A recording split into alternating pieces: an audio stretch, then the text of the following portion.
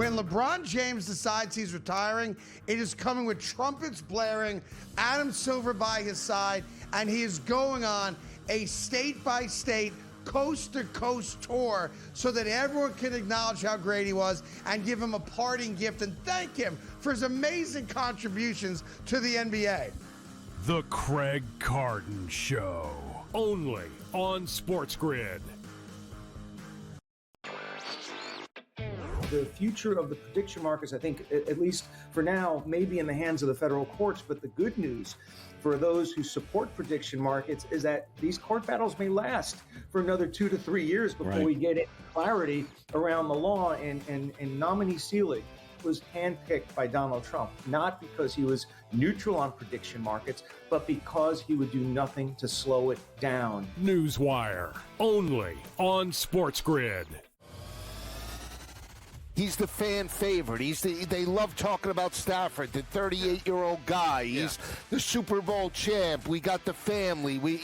Any opportunity to pump McVay and Stafford as a team, they do that. They love this team. They love Aaron Donald, and rightfully so. Best defensive player, but they love to pump up Stafford. Pro Football Today, only on SportsGrid. Football contest season is back, and so is the Las Vegas Football Contest Show. Season 2, the sharpest football contest show in the land. Focusing on all 3 Circus Sports contests and the Westgate Superbook Super Contest, we handicap the games and release our contest picks every week of the season. Featuring Super Contest champions Brady Cannon, James Salinas, and former NFL player Mike Pritchard, all team will have you prepared this season like none other. Check us out every weekend right here on SportsGrid.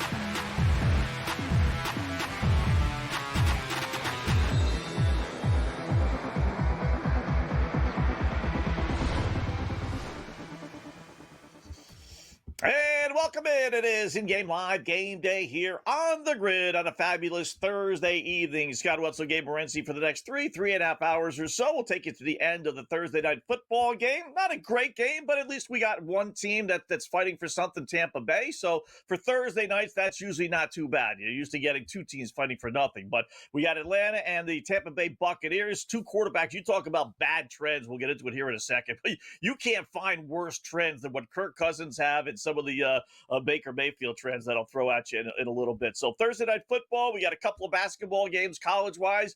Another weird light night in the NBA. I understood the last 2 nights because of the NBA Cup, but you only have 4 games tonight, and there's no NBA Cup games. It's kind of strange, and a decent slate of hockey to get to. So plenty of things we could put some shekels on over the next 3.5 hours. Before we do that, though, it is game time. What's betting you off tonight, Gabe?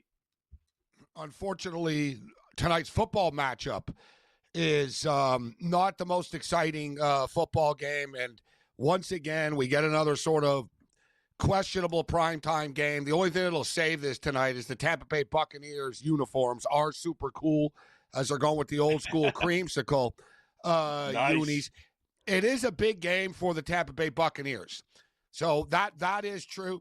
And I can't, we went off and said, why, in what world would you put the New York Jets versus the New England Patriots in primetime television at this time of the year? I'll put my hand up and say I thought the Atlanta Falcons would be a good football team this year.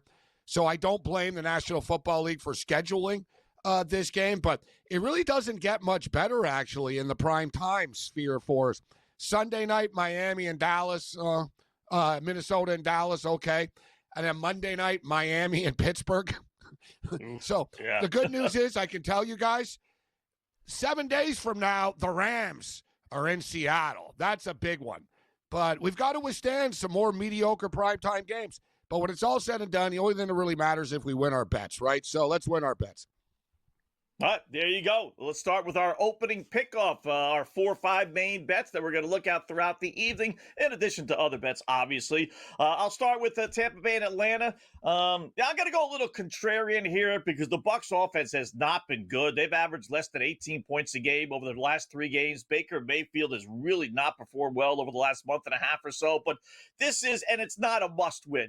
Theoretically, they're tied right now with Carolina, but the sense of urgency has got to be there for Tampa Bay. They've lost 4 of their last 5. They've not played well. They got a theoretic patsy coming into town. If you don't get a real good, great effort out of Tampa Bay tonight, then this team is in serious trouble. So I won't fool around with the point spread, which is up to 5.5, Gabe. Won't even go with the over-under because I don't know what I'm getting out of that god-awful Falcons offense. So give me over 24.5 team points, Tampa Bay. They've scored 20 points or more in 23 straight home games, and they could do it again tonight and still not get to 25. I get that, but I'll take my chances. If they do, it will go over 24.5 Bucs team points. Yeah, you know what? Both these teams had great starts to the season, and the wheels have kind of fallen off for both of them, and for kind of the same reasons, right? Injuries. Injuries destroy seasons. People can talk about, well, they're not as good and they've lost this. Yeah, well, if you pay attention, you'll realize they don't have half their team, right? Like, there's a lot of football teams in the world like that. And Atlanta, it's come down to the quarterback play. I think they need a coaching change, but we can get into that, obviously, throughout the evening. I think Atlanta needs a regime change here right now and question, like, all the talent that they have, and they're not better. With all that being stated, Bucky Irving, people can talk about Baker Mayfield and, Mike Evans is back and all these, other type of players. Bucky Irving's become the guy on that team. Just point blank. They were not the same when Bucky Irving was not part of that offense. He's back right now. I think this offense will start to settle down a little bit. Scott, I get the feeling all week that I was like, Tampa will win this game by 3 or something. They'll win 23-20, kind of exactly around what the number is. But now that it's here and we actually have to bet on it, I don't trust Kirk Cousins in any situation.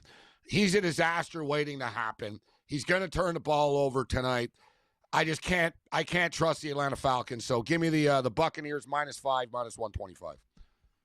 All right, you're a little more gutsy than I am, but I'm right in the same camp with you. If I had to pick one, it would go with Tampa Bay because of that. I'm going to put in a 6-point tease. I'm going to grab Tampa Bay from -5.5 to +0.5, and then I'm going to drop the over/under from 43.5 to 37.5. That's a number that at least we get 14 out of Atlanta. Then I think it'll go over the 37.5. I don't know. I'm not comfortable with the 43.5 overall, and I'm not comfortable laying the 5.5. But I think Tampa Bay wins. I think it goes over that modest number. So give me a 6-point tease, Bucs and the over. Yeah, I like it. I agree with it as well. I play the same game parlay in a similar fashion. I even got a little bit of a better number. I got it all the way down to 34.5 type of deal, actually, as far as the total is concerned. It's -160, but I do agree with that. I was actually thinking at first, this game is, I was going to tease this to the under. Even though I'm not a big under better, Scott, I've had success with these primetime games. These games generally go under to begin with, right? But we get scared off by the low totals. So I was thinking, they're not going to get to 51 tonight. But with that being stated, Atlanta has nothing to lose. They've got nothing to play for besides themselves to put numbers up. So I think they'll play loose tonight. Kirk Cousins is going to throw the football all over the place, and I think he'll throw it to the other team as well. Turnovers are coming to play here. So I decided to tease it to the over as well. Let's get it. All right. This might be my favorite one of all, and we talk about this. Always go for the secondary, third guys, right? Not the superstar because those numbers are too tight. How about over 17.5 yards rushing Rachaad White? You're right. Everything you said about Bucky Irving, absolutely. Facing a franchise, he's back. He gets a bulk of the work. But White has been too good to be completely ignored. That 17.5 yard rushing total is next to nothing. He had over 50 yards last week when Bucky was back. So if he's got 50-plus last week, he's not going to be completely ignored. He's averaging over 4 yards a carry. Chances are it might be a blowout or at least maybe a 2-score game where the subs play maybe a little bit more. I mean, bottom line is for a guy that, averages over 4 yards a carry and was the number one back and was very good, not great, but very good. You tell me he's not going to get 5-6 carries and that's all it's going to take to get to 18 yards. Heck, he can get that on one carry, for goodness sake. So give me over Rachaad White, 17.5 yards rushing tonight. Yeah, I think there'll be a lot of running the football tonight. And Irving catches passes out of the backfield. You're right. They're not just going to abandon Rachaad White. And as well, the strength of the Atlanta Falcons defense is actually the pass defense, right? Yep. They've been very good. It's the one thing, that's one of the reasons why I thought the Falcons are going to be good this year.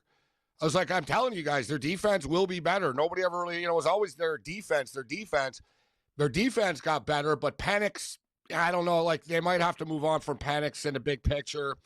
Cousins is done.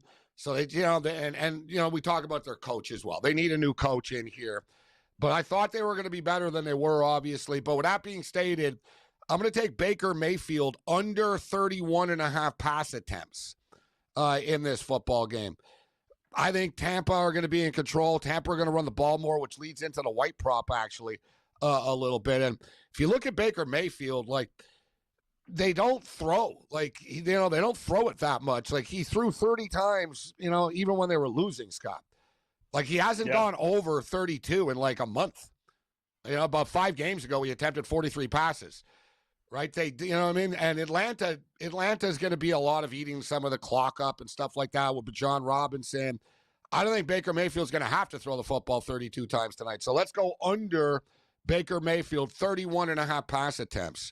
And speaking of Irving, we'll play Irving to score a touchdown tonight, plus 130. All right. I'll throw in real quickly. Chris Godwin over 41.5 yards receiving. I know Evans is back, but 41, he's clips that his last 2 easily. And he's been one of the main guys. He can get that if Evans is there and Irving is there and whatever the case may be. So Godwin over 41.5. We'll throw a few more in when we come back. Quick little break. In-game live is underway here on a Thursday on the Grid.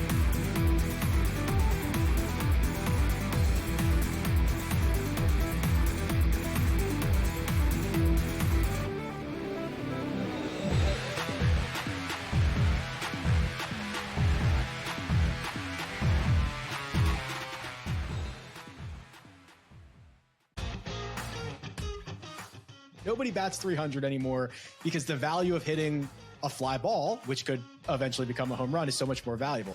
It's when the shift in the NBA went from 2-pointers to 3-pointers. Well, if I can make 40% of my threes, I'm just going to jack threes all over the place. There's more value in that. Well, there's more value in just ripping driver most of the time. The Smiley Show, only on SportsGrid.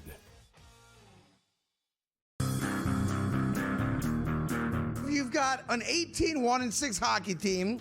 You've got a 10-2 football team. So the best record in hockey, the best record in football, and top 5 in the NBA with Jokic and the gang, and the Nuggets at 14-6. And I'm saying to myself, what other town comes close to that? The Craig Carton Show, only on SportsGrid. You're legendary. I'm legendary. And both of these guys love each other. Right? Cam Ward, they do. They work out. They work out.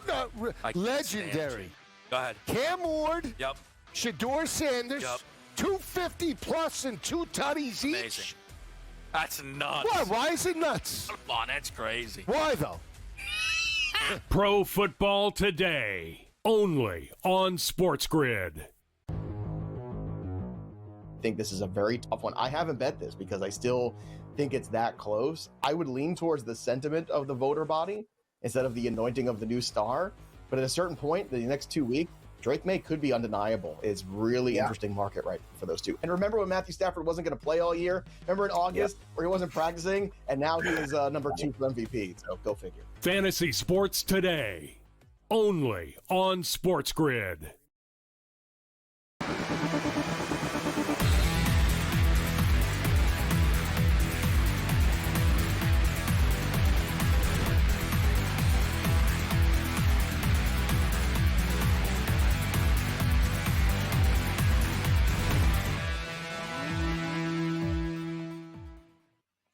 welcome back in Game Live. Game Day here on the Grid. Scott and Gabe, hour number one, getting set for the start. Football, little Tampa Bay Buccaneers and Atlanta Falcons.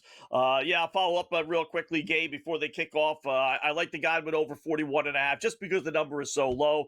I'll throw my Tampa Bay wins 27-21. Other score that we always play, 125-1 if that hits, which, point spread wise and numbers wise, you got a halfway decent chance tonight. I'll go with a Bucky Irving, Tyler Algier touchdown prop. They give the ball to Algier. We've talked about that.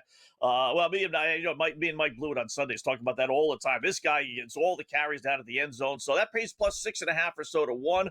And then each team to get a touchdown and a field goal in each half, 17-1. I wasn't confident on that, but I like to play that every once in a while. It's for 17-1. I'll go with each team getting a TD and a field goal in each half.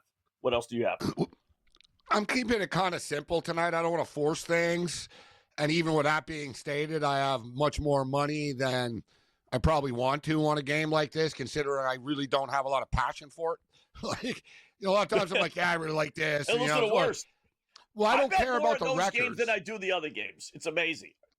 Yeah, well, you know what, though? It's not, you know what I mean? You could be, look, I get excited about Buffalo Bill games and when I don't win all the time, right? Like, it's not about, like, the excitement factor, but even from, like, a betting, like, I don't get excited, like, so much about the team, Scott, but, like, about the betting opportunity. You know what I mean? Right. Like, it could be, like, like Minnesota and Dallas, I think. That could be a good betting game type stuff. Like, but with this game, both these teams aren't very trustworthy. Let's be real. Right. I mean, you got a team that's lost, 4 of their last 5 versus a team that's lost 7 of their last 8. Like, you know what I'm saying? Like, this really, the best example is, this is like the equivalent of we're betting on like an NFL MAC game. To me, this is like a Bowling Green sort of Toledo game. Versus, I'm Eastern into it. Michigan. I'm watching it, but I'm going to proceed cautiously with it. You know what I mean? I'm like, you know what? Like, would it shock me if it was 23-20 Atlanta today? No. Would it shock me if Tampa won 27-17? No. Right? It's one of those type of deals where they're both very inconsistent, erratic football teams. I mean, let's be real. We've been talking about this all year, actually, with the Atlanta Falcons. They're like legit schizophrenic, this team. Remember earlier in the year, you know what I mean? Like 1 week they beat the Buffalo Bills, the next week they'll lose. Yeah, they beat the Bills, then they'll lose 30-0 to the Panthers. And then they'll go on the road and they'll win, and then they'll get murdered at home against the Dolphins. Right? Like they were week to week, like, whoa, you guys are a completely different team every week. They have no identity. And finally, their identity kicked in which they're not very good. That was the identity that finally kicked in. Yeah. And you talk about bad numbers, right? This is a great, and I love trends. Believe me, I love trends, right? But this is a good example of how trends, you just throw them out the window, right? Pick your poison. You said it. Atlanta's lost 7 of their last 8. Kirk Cousins is 17-26-1 against the spread since 2022. Oh, we didn't even bring up the Kirk Cousins prime time stuff. Exactly. That's another prime one. Numbers, right? He's 103rd out of 105 quarterbacks against the spread, ahead of only Geno Smith and Mac Jones since 2022. Prime time numbers, 6-16-1 straight up. Doesn't cover anything, right? So you run to the window and you bet Tampa Bay, right? Whoa. Before you do, just know Baker Mayfield is 22-35-1 against the spread at home. That's the worst of 134 quarterbacks. And he's also 2-12 straight up at night. Yeah, 2-12. It's awful. Yeah, and it's as bad as Kirk Cousins. So they lost a couple of weeks ago in this spot against San Francisco when they went on the road. It was a primetime spot. Yeah. Baker Mayfield's only won 2 primetime games in his life. And one of them was the Rams game in which he walked in off the street after 2 days. He signed on Tuesday and he played on a Thursday, and he actually won the game with the Rams. That's what kind of got him back. That's what got him in the league for real. Like that was the thing that was super impressive, and McVay really hyped him up to other coaches and teams that talked about it. Like he said, yeah, this guy came in and he was this and he was that. And that really that was like the turning point for Baker, that Thursday night game. But he's only won one other game in prime time. They're both erratic teams. Right, and Atlanta has a scrappy defense. Yeah, they'll give up some points and stuff because they're on the field all the time, but they do have a scrappy defense as well. Tampa are moving the ball. It's not easy for them right now, but they are moving the ball right now. They're on the other side of the 50-yard line at least, and it is a cool uniform matchup.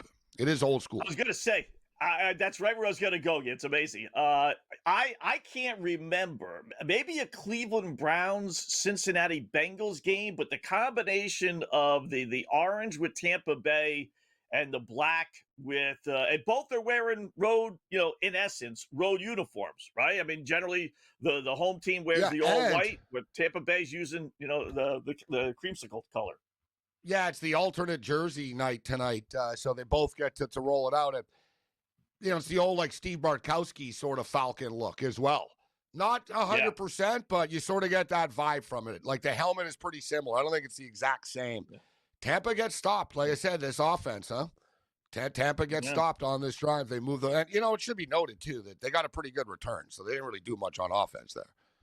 Look at that, with Baker. Look at this play, way off.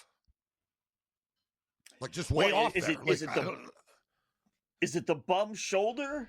It's not his throwing shoulder, but still a shoulder. You're using your whole body, when you're throwing the football. Is that, it's weird is. I know, but you can't complete an 8-yard out, Scott. You got a problem. You know what I mean? I understand if he's toughening up and stuff, but it was nowhere close, that pass. You just sort of slung it, and it was bro, you missed him by 4 or 5 yards. It's weird in that when all the guys were out, Evans and Irving, Godwin, and the other wide receiver there, Godwin, they're all out, right? That's when they were scoring all their points and playing great. They're all back, and now they look awful. It was kind of because they just gave it to Bucky Irving all the time, and it was working, if you remember. It was what, give a screenplay to Irving, and it was one of those, they simplified everything, and it was working. But, Baker's lost. They got O-line problems. The offense is out of sync. I think Carolina are better than they are, to be honest with you. I think Carolina are a better football team than they have the same record coming into this weekend. So this is a big game for the Buccaneers. Yeah, exactly. Carolina's Who beat them earlier in the year, so it's a revenge spot, too. So the Panthers will be focused. The Carolina Panthers could be in the first place after Week 15 of the NFL They'll be a 4 seed, probably. 3 seed. Yeah.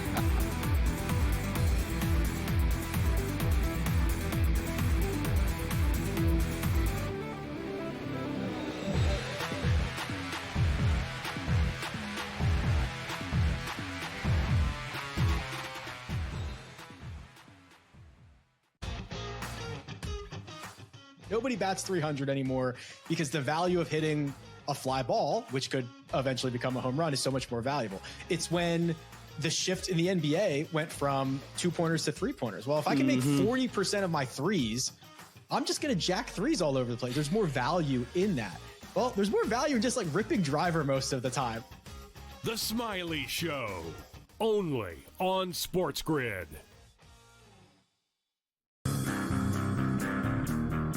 You've got an 18-1-6 hockey team. You've got a 10-2 football team. So the best record in hockey, the best record in football, and top 5 in the NBA with Jokic and the gang, and the Nuggets at 14-6. And I'm saying to myself, what other town comes close to that? The Craig Carton Show, only on SportsGrid. You're legendary. I'm legendary. And both of these guys love each other. Right? Cam Ward, they do. They work out. They work out. Legendary. Go ahead. Cam Ward. Yep. Shador Sanders. Yep. 250 plus and 2 tutties each. Amazing. That's nuts. What? Why is it nuts? Come on, that's crazy. Why, though? Pro Football Today, only on SportsGrid. I think this is a very tough one. I haven't bet this because I still think it's that close. I would lean towards the sentiment of the voter body instead of the anointing of the new star. But at a certain point, the next 2 weeks, Drake May could be undeniable. It's really interesting market right for those two. And remember when Matthew Stafford wasn't going to play all year? Remember in August where he wasn't practicing? And now he is number 2 for MVP. So go figure. Fantasy Sports Today, only on SportsGrid.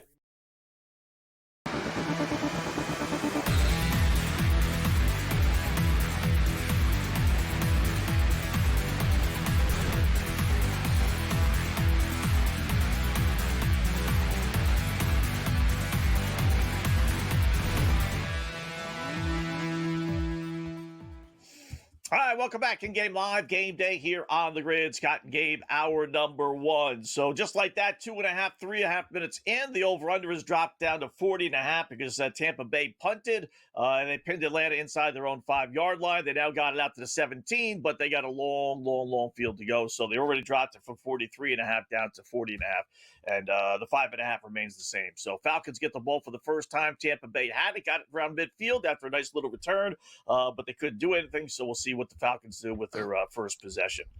Oh, you know what? I want to throw it in here, actually. I got one more play, actually. You can still get it in. Okay. Kirk Cousins. This is like stupid and dangerous and whatever, but I'm going over 207.5 for Kirk Cousins. It's just, that's just too light, modest number. Like, he's terrible. He's terrible. And he's, you know what I mean? Like, he is. I'm not disputing it. Like, he's not good anymore, right? He was, but time has caught up to him. He's not good anymore. But with that being stated, he's got nothing to lose, this dude. Guy makes $45 million a year. He's the backup. This is the end of the line. This is probably his last year of football, to be honest. He's out there to have fun, right? He's going to sling it around. Like, he's, as long as they allow him. Like, he doesn't call the plays, but Cousins is eagerly going to throw the football around tonight. Like, just, he's not going to get many more opportunities to do this. He's not going to be a starter against another team, right? So maybe he hangs on as a backup somewhere, but not at the money that he makes. Like, this could be it for Kirk Cousins. In fact, this might be, I don't want to get sentimental, this could be his last primetime game. Last opportunity for people to bet against him in prime time. One more for the road. We said that about Joe Flacco, but at least, when Flacco comes back, he does well, right? I mean, he hangs on. That's the thing. Like, he still plays at a relatively high level, but you know what? I'll take it all back. I can't say this is it for Kirk Cousins when Phillip Rivers might play this weekend. So, I can't believe that, Gabe. I can understand his interest and fool around. You got a wife, you got 10 kids, you got grandkids. Who wouldn't want to get out of that house, right? So I get it. Let's, play around here a little bit. And then I maybe even get signing to the practice squad, go down there, go throw the ball around with a bunch of receivers. See, but you got the head coach talking about this guy playing this week. He's 44 years old. How great a shape can it be in that he'd be able to play in basically less than a week's notice? He's going to get killed. Yeah, I don't. I'd be blitzing on every single play, right? Every single play I'd be blitzing if I were the Seagirls. Well, they're gonna run the ball a lot. They're gonna get rid of the ball quickly. He won't start. I mean, it's gonna be Brett Rippon. And here's Atlanta on the move. It's the Bijan Robinson show right now early. But it's irresponsible of the Indianapolis Colts. Like, there's other options. Like, Cam Newton was like, Cam Newton said he's insulted because he's younger and like blah, blah. And like Ryan Tannehill is interesting, but Tannehill has told teams no. Like, Tannehill's kind of just vanished if you think about it, right? He kind of was there. He just announced last week he was retiring. Yeah, last week he made the announcement he was actually officially retiring. But you know that if he waited until last week that he was really still interested. You would think anyway. Otherwise, why make an announcement in the middle of the season? No, he said, as I was saying, he told people, he said, I got a lot of calls, right? He got multiple calls this year and then coming into the year about being a backup. And he said, I have no interest in being a backup quarterback in the NFL. And he said, I'm at peace with moving on from the National Football League. So, like, he doesn't want to be an emergency guy. Like, he's not dying to play. You know what I mean? Like, Flacco still wants to play. Like, you know what I mean? Phillip Rivers will want to play till he's 65, right? If he gets a shot to, right? He's like a fighter that won't retire. Tannehill, like, is happily retired. Like, he is declined teams' calls. Right, like he's not, I'm waiting for the phone to ring in the right spot. No, like he's moved on. I was just thinking, all right, if you're the Indianapolis Colts, do you do a hard sell to him? But, Phillip Rivers, like it's actually dangerous for him. Like, he could get hurt, Scott, to be honest with you. Like, he could get hit really hard, and he wasn't very athletic to begin with. He had no arm strength to begin with. It's an incredibly stupid idea. Like, Tom Brady can still come back and play this weekend, but, like, Phillip Rivers couldn't. How about Derek Carr? I know he's property as a Saint. He's another one that's totally out there, but he's got a big TV, like, future coming up, and he's kind of happy in his career. Yeah. This guy's going to take a shot, and that's going to be it. I mean, yeah, that's just there's got to be somebody else. There just has to be. So, This quick little Phillip break, and back Rivers. to the board. Well, we'll tell the story on the other We'll side. talk The about it when we connection come back. there. Yeah.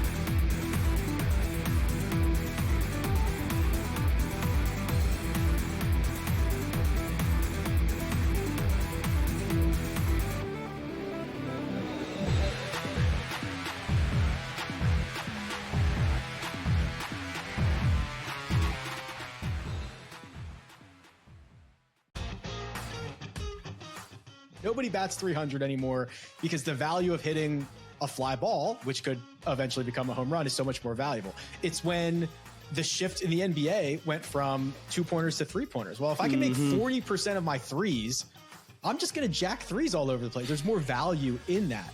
Well, there's more value in just like ripping driver most of the time. The Smiley Show, only on SportsGrid.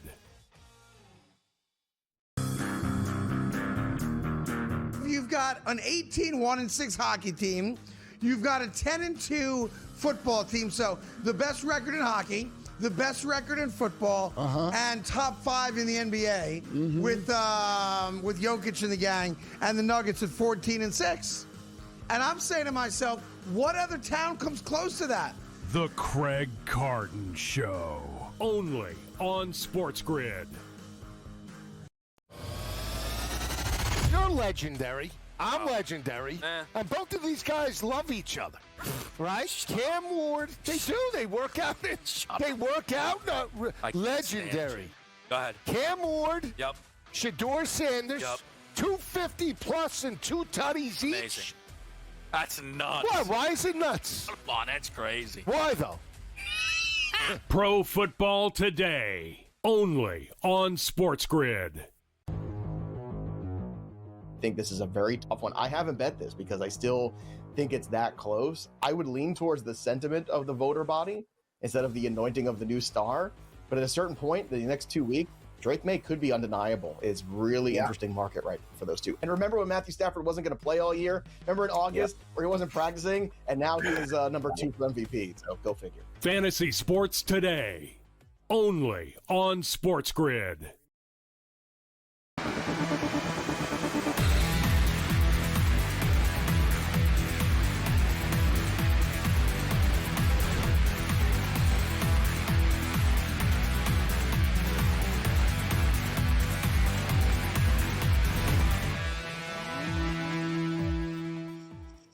All right, welcome back in Game Live, Game Day here on the Grid. Scott and Gabe, hour number 1. First hour, we always kind of take a peek at the poly market, Kalshi market, and try and figure out a discrepancy that you can take advantage of if you want to go in the prediction market. And I tell you, I got one, and you know, it's not the major, Gabe, but it's more something we talked about last night, and I don't know how low the number will go, but we'll start on the positive, poly market.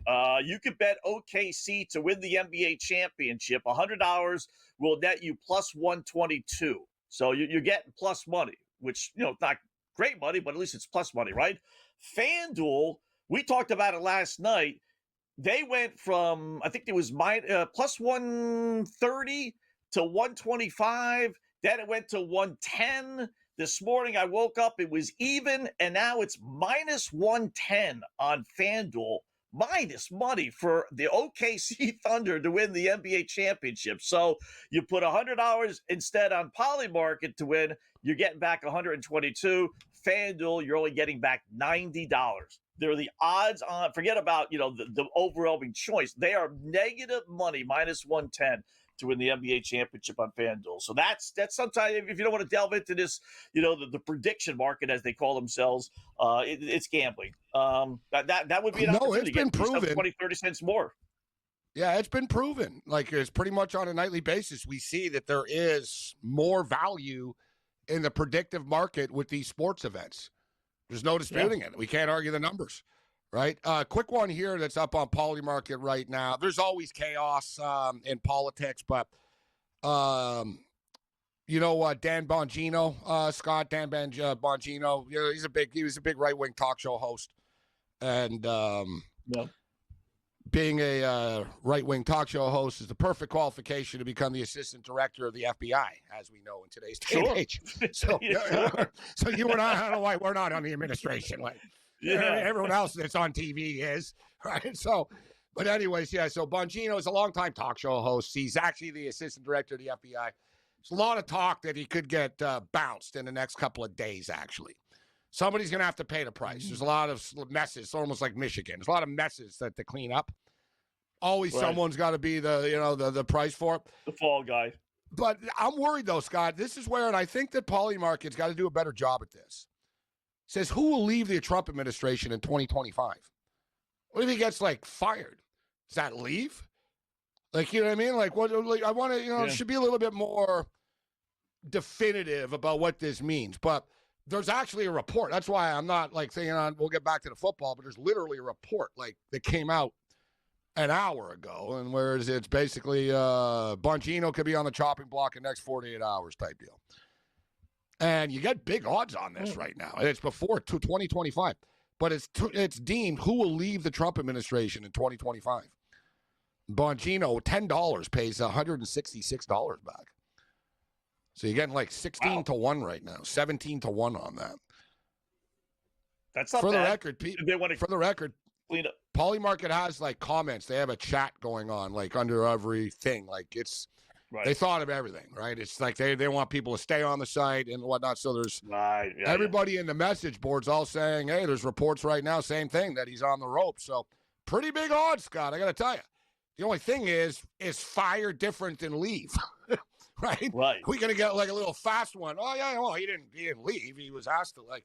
So I'm just throwing it out here, but pretty big odds there on that on the Polymarket. It's a buzzing thing on Polymarket, like it's trending right now type thing. Right, and he doesn't have to be the next one, right? You could have 2 or 3 theoretically. I mean, someone has the blue in quits. 2025. We have until December 31st at midnight. All right. You know, if you think it's going to happen, you would think they would want to do it before the end of the calendar year, right? Clear house and don't start the new calendar year with that stuff. 16 to 1. That's not bad. That's worth a Not bad. Yeah, it's not bad odds. I was saying that last night about OKC. Talking on a podcast about that. 18 to 1 for them to go undefeated in the month of December. I said, listen, we're through a couple of hurdles. There's certainly more, but now? Yeah, you know what? They don't even offer. I saw the. Well, you know what? I saw the odds change. I did see the odds change from them breaking the record. Yeah. Them breaking the all-time records down to like plus 250 now type deal. Plus 260. It's split in half already. Yep. The math is adding up. I'm looking at it. I mean, yeah. So they're realizing. They're realizing they're not going to lose why I like my bet. That's why I like my bet for the NBA Cup. I got a future on them at minus 120. That's only a week. I only got to wait a week. Yeah. You know what I mean? I mean, they haven't won yet. Well, I think it's 250. Yeah, minus 250 now. That's.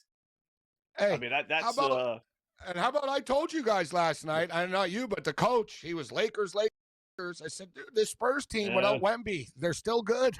Like they are the ones. Rashad White pops a run to midfield here.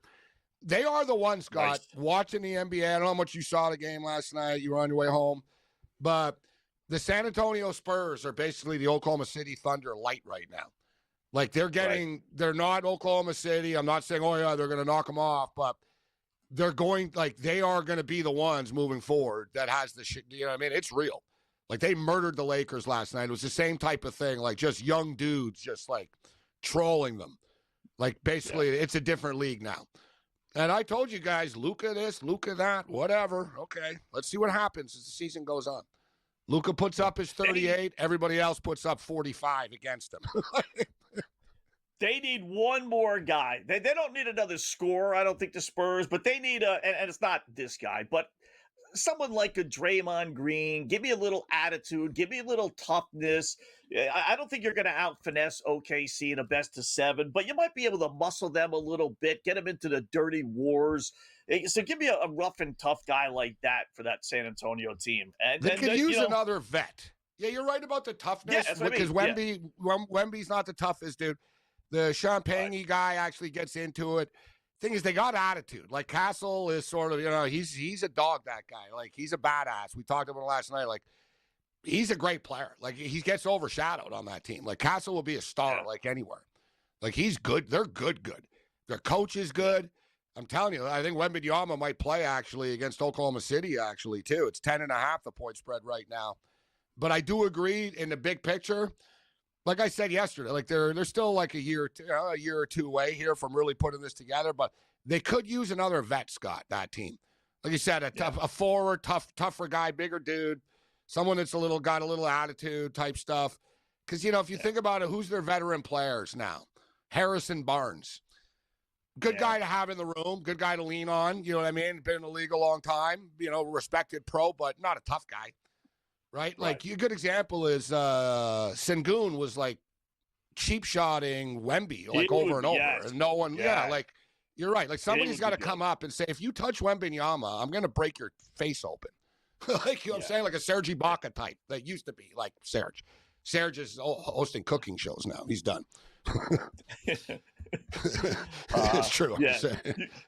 Is it really? God bless him. Right? Yeah. He's made so much money. Yeah, you know what's funny? Yeah, no, he's from Congo and he lived in Spain. He's one of these, like, he's like a global chef guy. And he was close with Kawhi Leonard when they're on the Raptors. Like, Kawhi didn't talk to anybody really ever besides Ibaka for whatever reason. Like, Danny Green won a championship with Kawhi with San Antonio, and they both went to Toronto together. And when they got there, people in the media said to Danny, you know about Kawhi, you played with him for years, so you must be closer to. And he goes, I've spoken to Kawhi like twice in my life. And he started laughing. he goes, if you wanted to talk about Kawhi, he goes, ask Serge Ibaka. They're boys. He goes, he hasn't talked to anyone else. Right? But, yeah, so Ibaka, like, has, like, cooks, like, crazy African stuff and cow balls or whatever. So he said to Kawhi, if we win the championship, will you eat this, like, cow testicle pizza? And Kawhi agreed to if they won the championship, and then they won. Kawhi didn't do it. He took a bite and he spit it out. He goes, I just can't do this.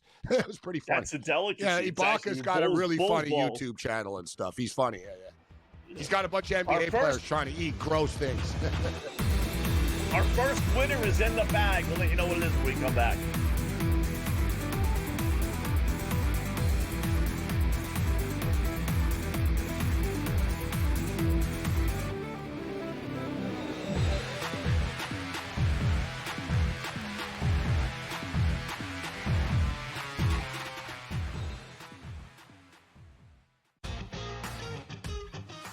Nobody bats 300 anymore because the value of hitting a fly ball, which could eventually become a home run, is so much more valuable. It's when the shift in the NBA went from 2-pointers to 3-pointers. Well, if I can make 40% of my threes, I'm just going to jack threes all over the place. There's more value in that. Well, there's more value in just, like, ripping driver most of the time. The Smiley Show, only on SportsGrid.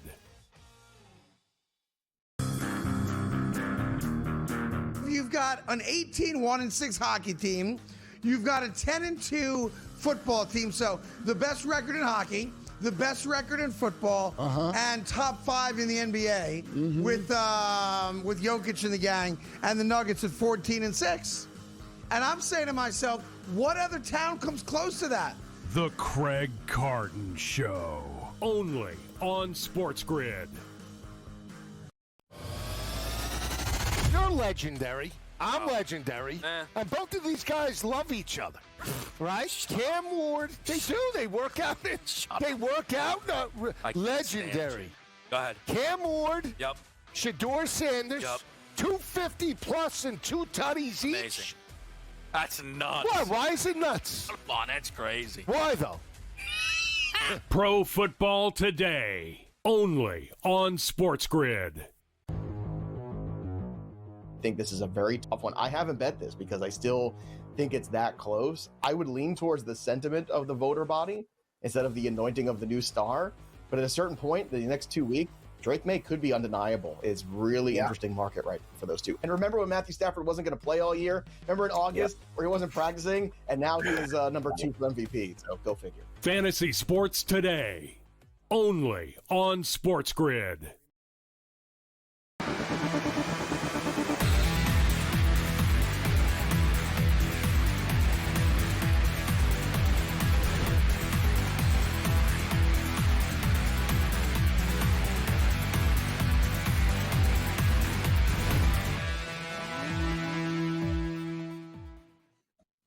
All right, welcome back in Game Live, Game Day here on the Grid. We had a little bit better. We had a near touchdown while we were away. Of course, it's during the think. commercial break.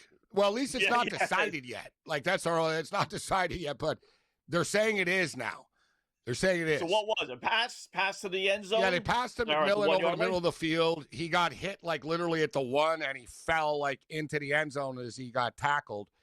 I thought he landed on his ass, like, to be honest. Like, I thought, I think he's, like, 6 inches out type deal. But at first on the field, they said no.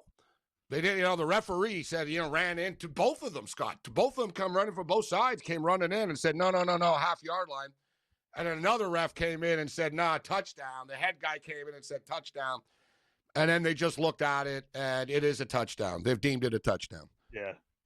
I'm seeing it now. Like, the ball's got to be at least on the line. It might not be in the – I mean, technically it is in the end zone, but you know what I mean? It's not exactly. It's got to be. But when you see it in slow motion, look, he kind of lands on his butt and then falls in type thing. But whatever, dude. It's so damn close. I don't know. Like, you know what? Like, they just took it off the board, actually, at the sports book. But we went to it. And, of course, Scott, we go to a damn commercial break. Of course. Eh? Like, what? The quick game? Yeah, random. Why are we going to a commercial break now? Seriously, why? Right? Like, we just, like, why? Would they do that? So now it's not a touchdown. Now it's not. Because ESPN saying they overturned it, but I just saw Tampa's players just left the field and we're all celebrating after. Like, they waited around, so I got the impression, all right, they think it's a touchdown. They all just took their helmets off and went. I think literally it's a touchdown. they sat down. Like, they literally went and sat down the offense. Yeah. Like, I thought they were told, it's a touchdown. I thought his ass was down, good. Scott. I thought his butt was down.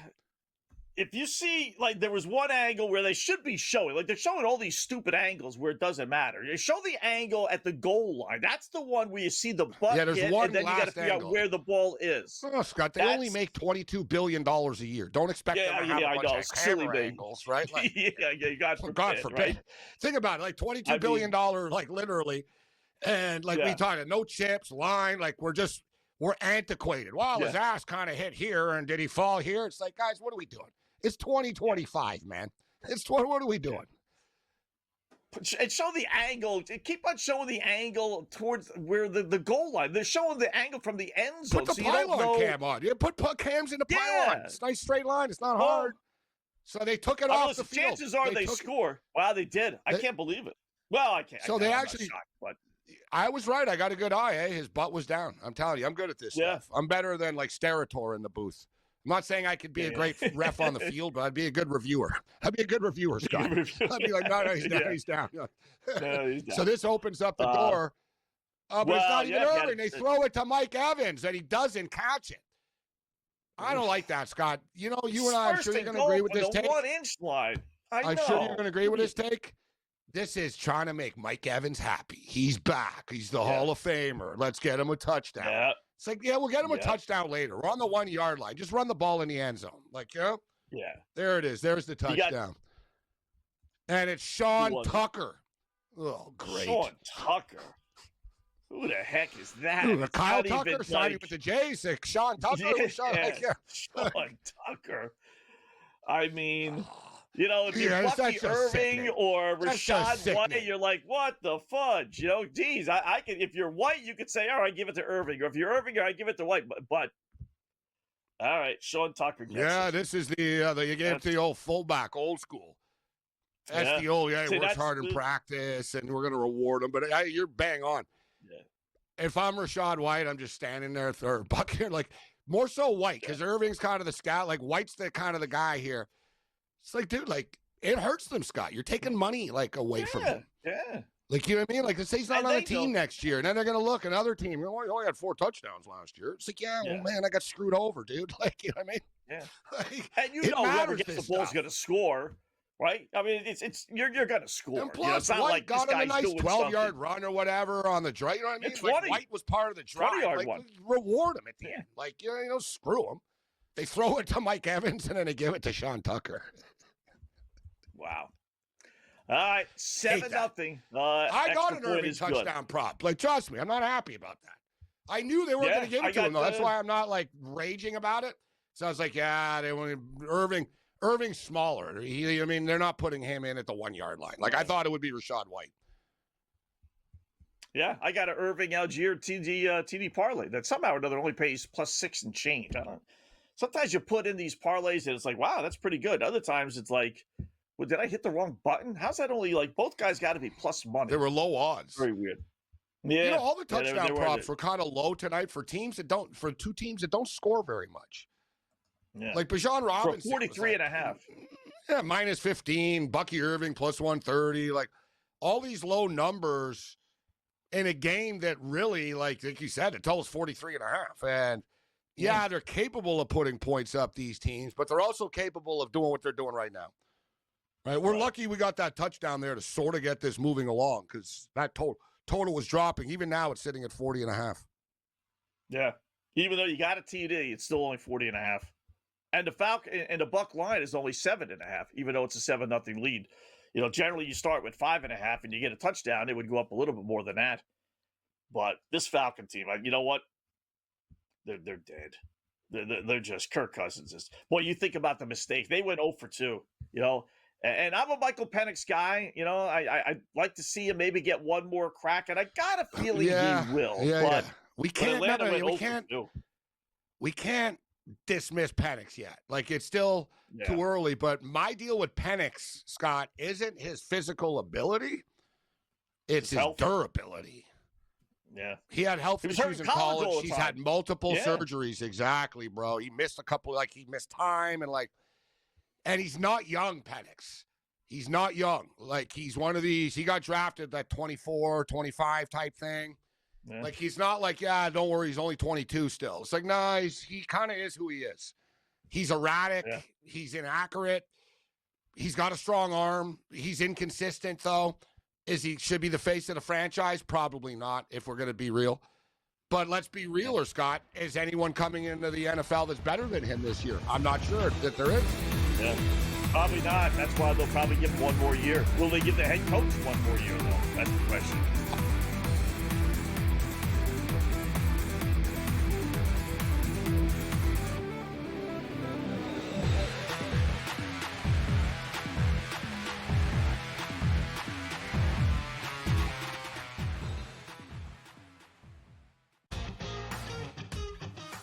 Nobody bats 300 anymore because the value of hitting a fly ball, which could eventually become a home run, is so much more valuable. It's when the shift in the NBA went from 2-pointers to 3-pointers. Well, if I can make 40% of my threes, I'm just going to jack threes all over the place. There's more value in that. Well, there's more value in just like ripping driver most of the time. The Smiley Show, only on SportsGrid.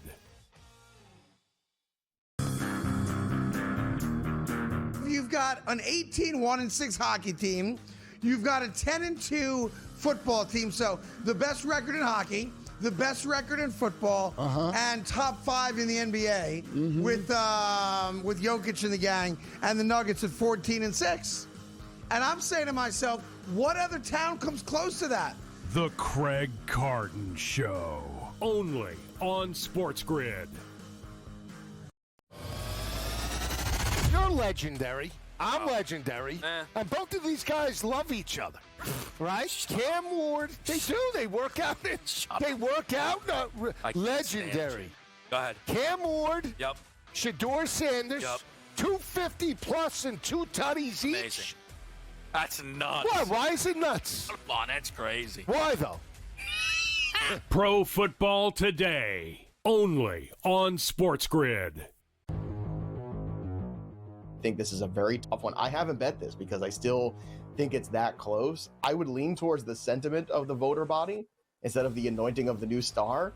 But at a certain point, the next 2 weeks, Drake May could be undeniable. It's really interesting market right for those two. And remember when Matthew Stafford wasn't going to play all year? Remember in August where he wasn't practicing? And now he is number 2 for MVP. So go figure. Fantasy Sports Today, only on SportsGrid.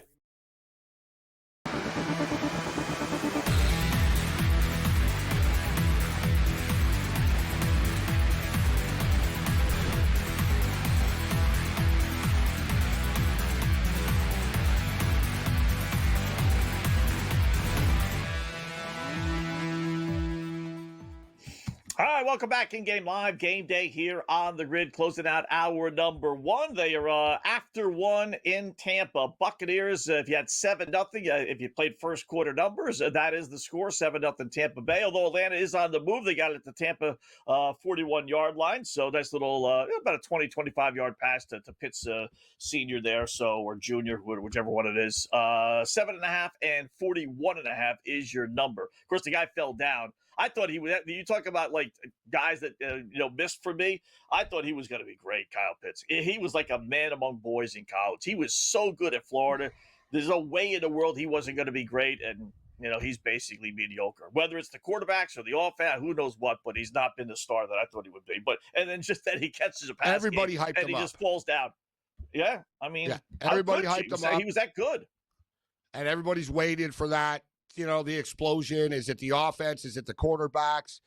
I think really the only way we'll ever find out is if he played on another team, right? Yeah. But he's not a superstar. Let's say we have to accept that. But is it him? Is it the Falcons? Like I said, maybe if Pitts was on the Buffalo Bills or something, would things be different for him? But he doesn't get open. Remember earlier in his career, it used to be this big thing. They don't get on the ball enough. You never use Kyle Pitts. And then for football junkies that actually watch the tape, you'll realize he doesn't get open. So it's not really their fault. He's not that good. He's not like he's a hybrid, Scott, right? Like, he was a tight end in college, but he's not he's not a tight end in the NFL, and he's not fast enough to be a wide receiver. Let's cut to the chase. He's a tweener, which worked in college, right? So like I said, in college, it was fine. He was fast, and it was like, this hybrid tight end wide receiver type. He doesn't block. He's essentially a wide receiver, but he's not that fast. So you got to put him in a good scheme or something. And it doesn't seem like Atlanta's ever figured out how to really use him. Hopefully they don't waste Bijan Robinson in the same way. Like, they need a new offensive coordinator. They need a new coach. They need a new offensive philosophy for this team. Like, it's not acceptable to be as bad as they are on offense. But let me bring up, Scott, I don't know if you're playing the game, but it tips off in a couple of minutes. Syracuse and St. Joseph's. I'm going to take St. Joe's on the road tonight, getting 13. And you know what? St. Joe's don't shoot the ball very well. Now you're taking on, and they shoot a lot of threes, actually, St. Joseph's. Like 42% of their shots are actually threes. But they only make like 27% of them. You know what I mean? So, but they do take them, but they don't really make them. I don't think, Scott, they're going to, that metric fares well against Syracuse and that defense in the Carrier Dome. But at the same point in time, Syracuse are not very good either. I don't understand the number here. Like, why is it 13 points? Like, is Syracuse 13 points better than St. Joe's? Yeah. I'm going to find out. Give me St. Joe's. And I hate Washington. Yeah, exactly. Well, he's not playing. Walking through that door. Yeah, Rick Pitino on there. Yeah, he ain't playing. Yeah, Ronnie Cycli ain't walking through there. Carmelo Anthony. Yeah. No, it's not the same team. I don't even think they play the zone anymore, right? There's not the Boeheim zone stuff. It's kind of a new look. But I don't know why they're 13-point favorites. Like, I don't get scared. I don't get this. Like, I know St. Joseph's aren't great, and they're not. This isn't the Phil Martelli teams and stuff like that. And who's their point guard that they had to do the tough kid? It's not the same team, but I don't trust Syracuse. And I hate betting unders, but I've had success betting some of these unders in college basketball. I don't think it goes over, Scott. I think it'll be a lower scoring game tonight. It's like 145 and a half, 145. So, 145 and a half right now, and plus 13. Give me St. Joe's plus the points and the under. All right. I'm going to go. I played the over originally. It's not looking good, but I'm going to go right back to the well, getting a much better number now. The over Iowa State. Yeah. It was 140 and a half, and Iowa State are just such a good defensive team. Like, that was the thing there, right? They held Purdue to 58 points in Purdue. Yeah. Right. So it's 130 now. 130 and a half. You got 58 points at halftime. So you're going to need a 70-point second half. But I think it picks up a little bit. I'm shocked at Iowa. Speaking of underdogs, Iowa, Scott, were 12.5-point underdogs. They're winning by 8 at the half, 33-25. Yeah, they're not a bad team. McCaffrey's gone. They're running, not nearly as much as they did. No, they're still going slowed over. it down. Iowa slowed things down. Yeah, they don't run and gun anymore. Yeah. Yeah, They're like their but they've football lowered team. the numbers so much. Yeah, exactly. But they do go over the total. Like they're over. I don't know what it is, but I bet it's like 5-2, 6-2, because they've lowered the numbers down to like 135, 140 or so. So they're getting 3.5, still leading by 8. But I'll go the over 130.5 in that game right now. Little in-game live.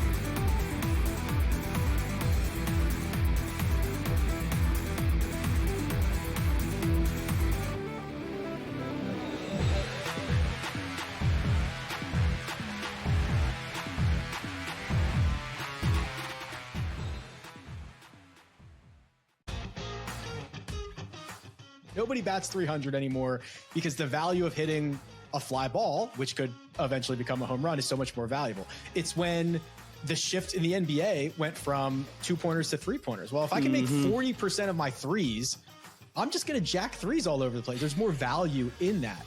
Well, there's more value in just like ripping driver most of the time. The Smiley Show, only on SportsGrid.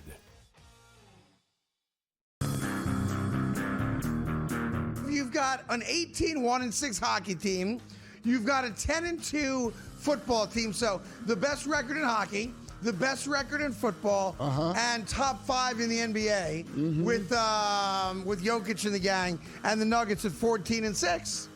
And I'm saying to myself, what other town comes close to that? The Craig Carton Show, only on SportsGrid. You're legendary. I'm legendary. And both of these guys love each other. Right? Cam Ward, they do. They work out. They work out. Legendary. Go ahead. Cam Ward. Yep. Shador Sanders. Yep. 250 plus and 2 tutties each. Amazing. That's nuts. What? Why is it nuts? Come on, that's crazy. Why though? Pro Football Today, only on SportsGrid. I think this is a very tough one. I haven't bet this because I still think it's that close. I would lean towards the sentiment of the voter body instead of the anointing of the new star. But at a certain point, the next 2 weeks, Drake May could be undeniable. It's really interesting market right for those two. And remember when Matthew Stafford wasn't going to play all year? Remember in August where he wasn't practicing? And now he is number 2 for MVP. So go figure. Fantasy Sports Today, only on SportsGrid.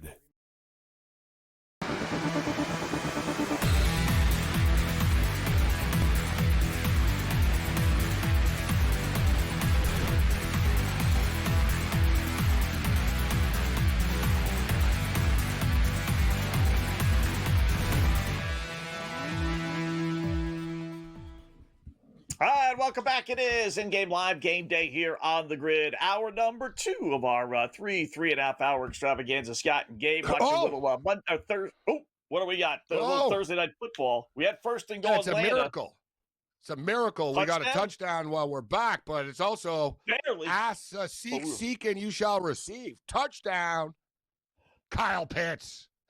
Wow. He was talking about Kyle Pitts. We were dogging him there for 5 minutes, and he scores a touchdown. Well, I said, I don't know. Let's get George's take, I guess, on this. He could be the jury. Like, is the jury still out on Pitts, Kurtz? Like, he's not a superstar, but is it Atlanta? Like, if I know people are giving up on him in fantasy and all this type of stuff, but before I'll say that Kyle Pitts isn't good or is a complete bust or something, I need to see him play on another team besides this wretched Atlanta Falcon offense. Like, these guys could kill anybody. Like, you know what I mean? You could have Jerry Rice on this team in his prime, and they'd screw it up, I think. So, like, and I'm not saying that Pitts is some star and it's all their fault. They're holding him back. Because as I brought it up, he's a tight end, but he doesn't block, and he's not really a tight end. He's kind of a wide receiver in the NFL, but he's not really that fast. So he's kind of a tweener. But what do you think about Pitts? Have you given up on Kyle Pitts, Kurtz?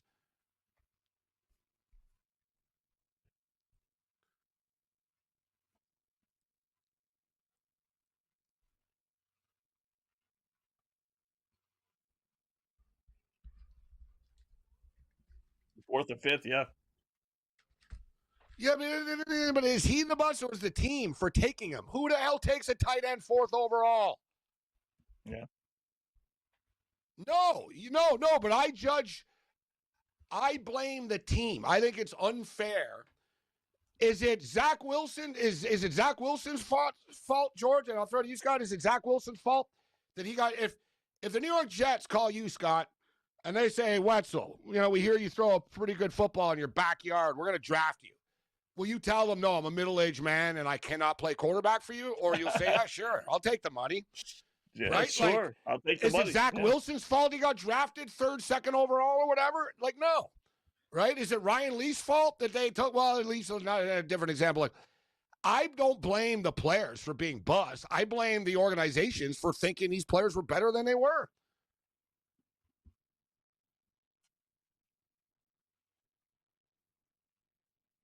Jam you in there, they're not playing to your strengths. They're not coaching to your strengths, right? The system. That does happen all the time. Which is why if Daniel Jones is a 3rd-round draft pick. Sorry, if Daniel Jones is a 3rd-round or 4th-round draft pick, he has a different leeway than if he's the 7th overall pick. He never should have been the 7th overall pick in the draft. You know what I'm saying? Very true. Very true. Well, quarterback's a little different. We all know teams reach for quarterbacks. You have no choice in the NFL. You have to reach for one.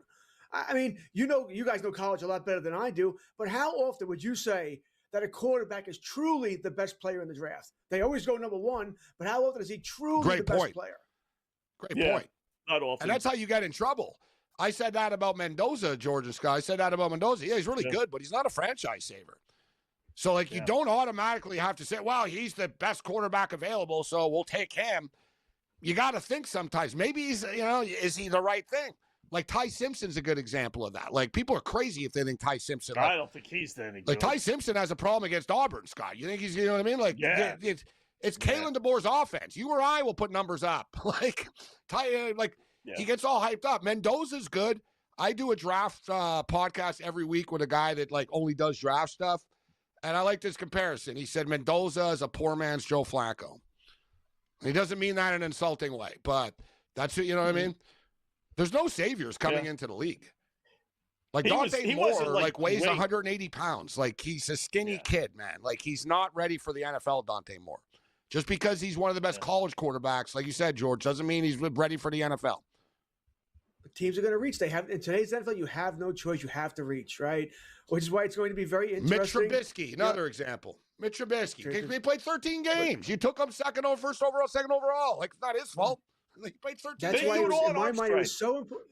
It was so important this year for the Cleveland Browns to let Shedeur Sanders play. You got to find out, is he the guy? Is he not the guy? Because if he's not the guy, you have to move on. If he is the guy, then you give him another chance here. But they're going to have another top 5 pick, probably better, and they need to know. They need to know if he's the guy here. Because they're going to take another quarterback. They're going to take another quarterback, Cleveland, just because that's what they do.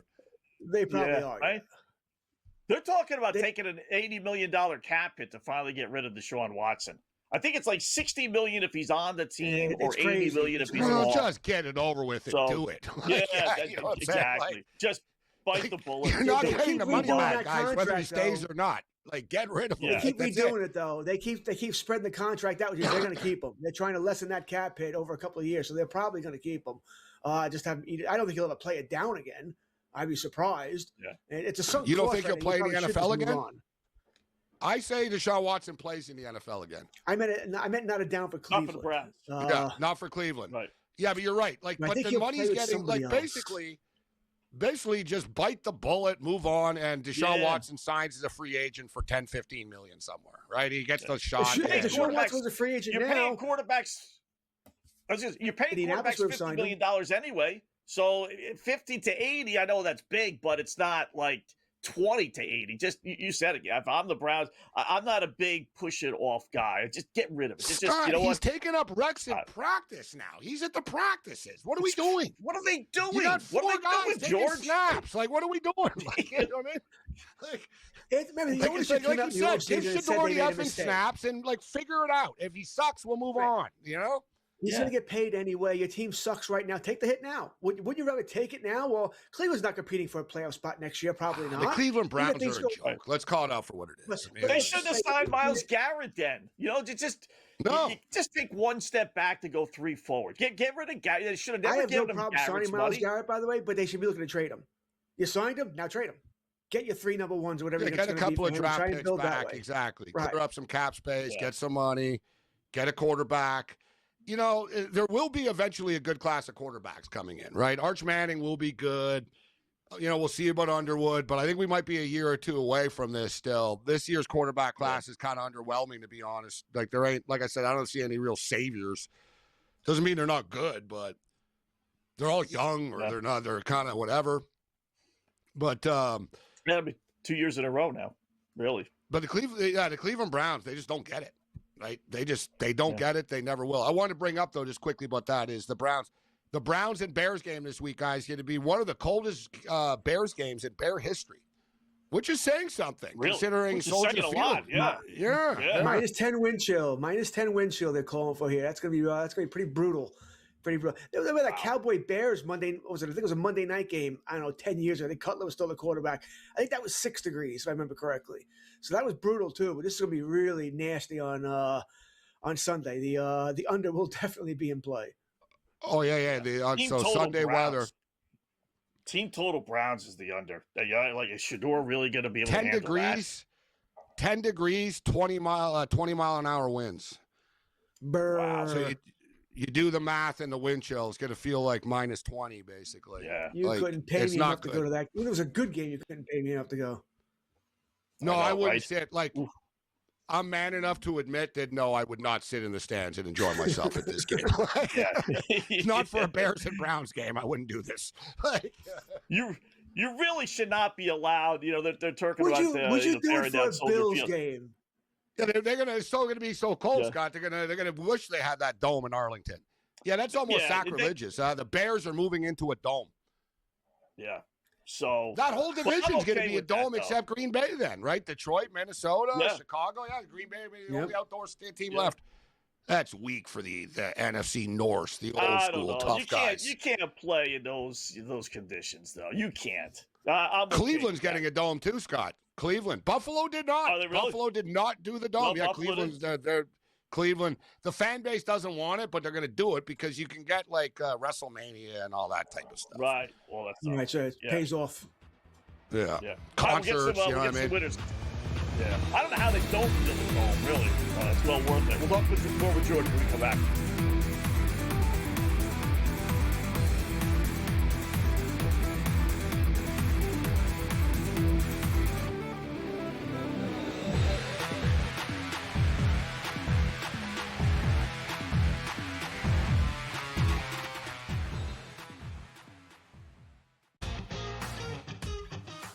Nobody bats 300 anymore because the value of hitting a fly ball, which could eventually become a home run, is so much more valuable. It's when the shift in the NBA went from 2-pointers to 3-pointers. Well, if I can make 40% of my threes, I'm just going to jack threes all over the place. There's more value in that. Well, there's more value in just like ripping driver most of the time. The Smiley Show, only on SportsGrid.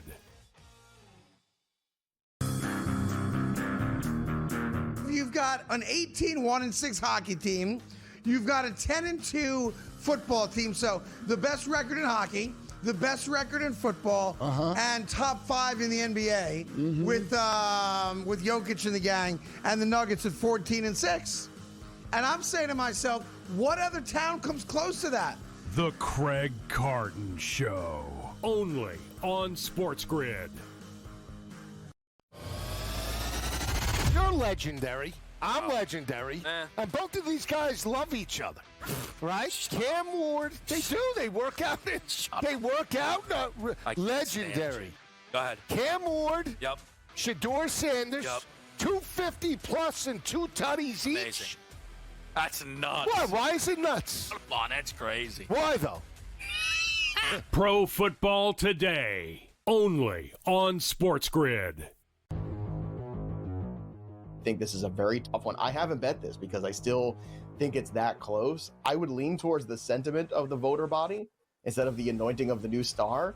But at a certain point, the next 2 weeks, Drake May could be undeniable. It's really interesting market right for those two. And remember when Matthew Stafford wasn't going to play all year? Remember in August where he wasn't practicing? And now he is number 2 for MVP. So go figure. Fantasy Sports Today, only on SportsGrid.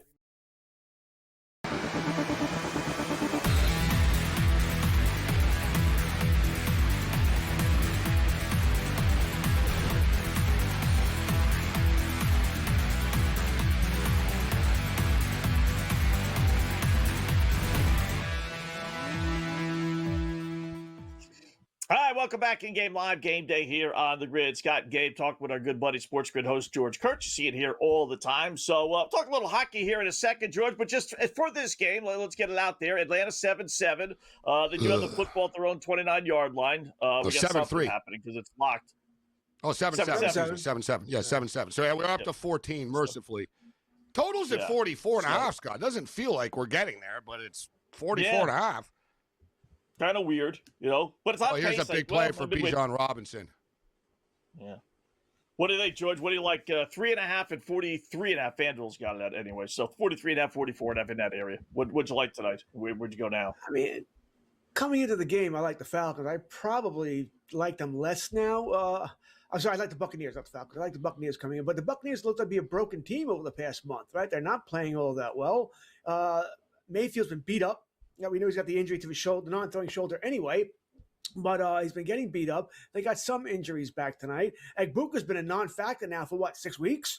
After the hot start that he got off to. So it's all sorts of concerns here. Thinking is once again Tampa Bay. Now they're in a tie for first place in the division. All right, Carolina's caught them. Got to win a game eventually. Yep. Thursday night. I know it's on the. You're at home Thursday night. You have the advantage against an Atlanta team that's done. It's Kirk Cousins for crying out loud. No Drake London. Has to be Tampa. A small play on the over as well, but I'm not really down. They're going to win, but not cover. 14. I think they'll find a way. They'll win. Yeah, they're going to win by 3. It's an ugly game so far. It's a Thursday night game so far. It's really what it is. Thing is, Atlanta are the kings of screwing things up. So, even if they're kind of looking good, because I was leaning Atlanta plus the points all week too, guys, and it even went up, not down. So you figured I'd be like, I'll jump on the Falcons, but I've had too many bad memories betting on Kirk Cousins. Yeah. You know what I mean? I just don't trust them. And the Falcons as a whole, they just find ways to screw it up all the time. But what do you think, Kurtz, of the Panther game, as you mentioned? So they're tied coming into tonight, and you get the Panthers 2.5-point road favorites against the Saints team that beat them 17-7 earlier in the year. This is a huge game for the Carolina Panthers. It's a monster game, especially if the Falcons can pull up the upset here tonight. The Carolina Panthers are a different team on the road than they are at home. They're a much better home team than a road team. And the Saints, all right, they're bad, but they're not god-awful. Right? Well, they're competitive, the Saints. They play hard. Right, they're competitive. They play hard. Tyler Shaw, Kellen Moore, they've got things going on the right track there. Another team you wonder if they'll take a quarterback in the draft this year if they're really that happy with Shaw.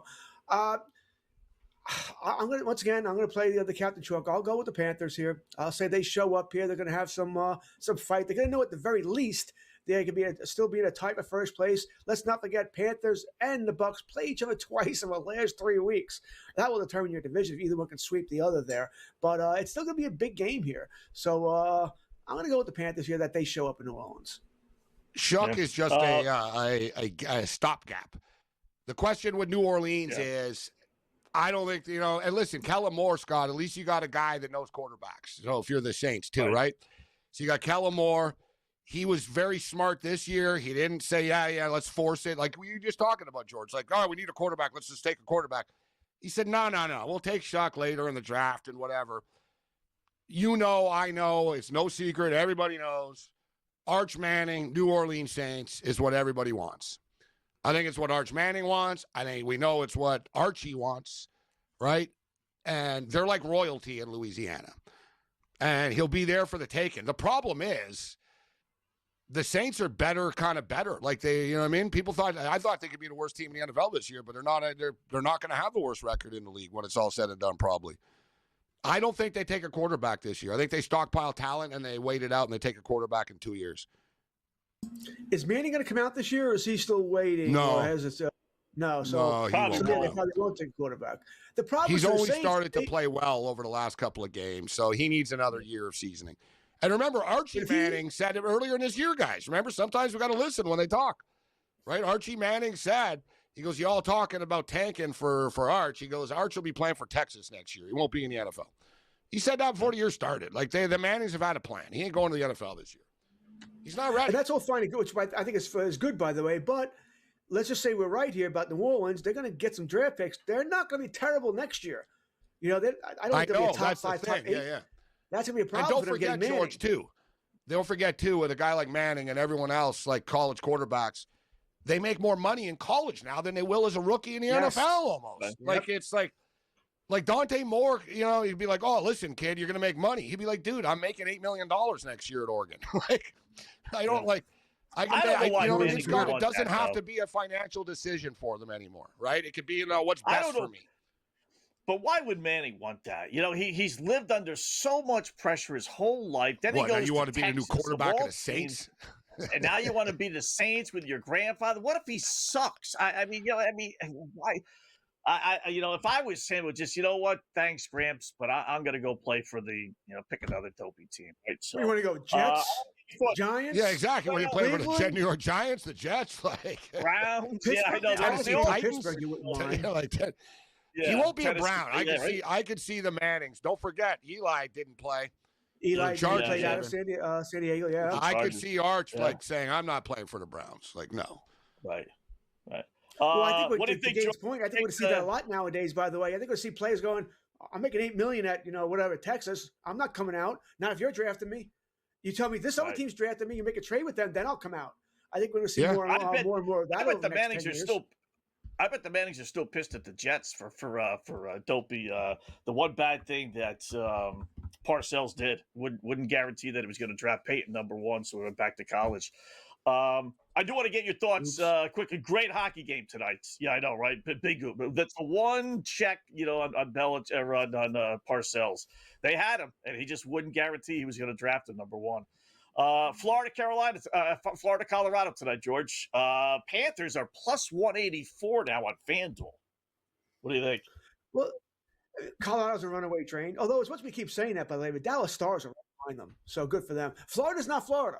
All right, not yet. They'll get Matthew Tkachuk back maybe around the holiday season, a couple of weeks here. They're not going to get back Barkov till maybe the playoffs, if then here. Hard not to like Colorado. Listen, I like Colorado against anybody, but I'm not laying 225. Don't feel great about it. Put in a parlay either. Minus -1.5, plus 114. If I'm going to bet Colorado, that's where I'm going. I'll bet the champs at plus Colorado regulation. George, good job, man. Appreciate it. Thanks.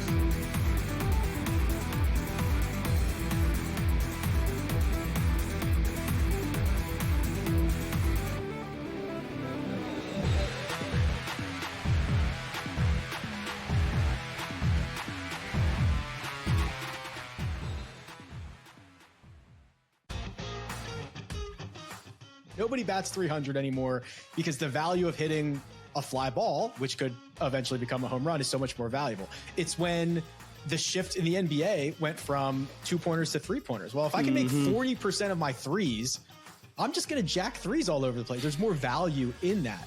Well, there's more value in just like ripping driver most of the time. The Smiley Show, only on SportsGrid.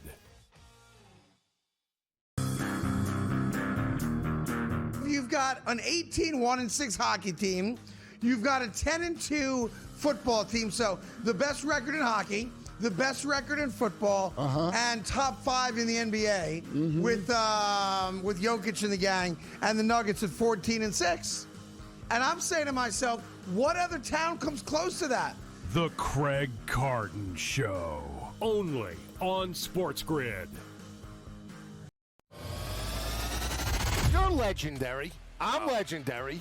And both of these guys love each other. Right? Cam Ward, they do. They work out. They work out. Legendary.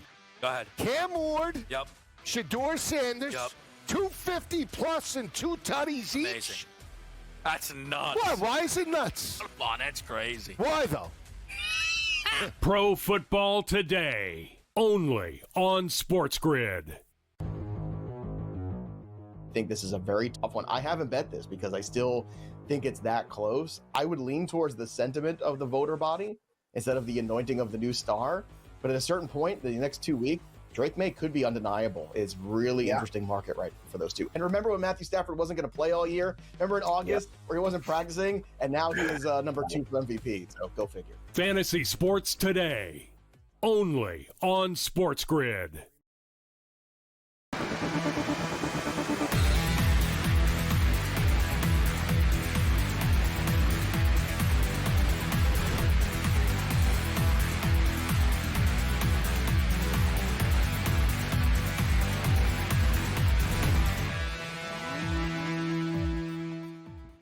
All right, welcome back in Game Live, Game Day here on the Grid. Thanks again, George Kurtz, SportsGrid host, joining us. Talk a little football, a little hockey with him. Actually, he's a pretty good. Nothing's changed really. 7-7 with the football. Bucks will get the ball at their own 20-yard line. A lot of punting.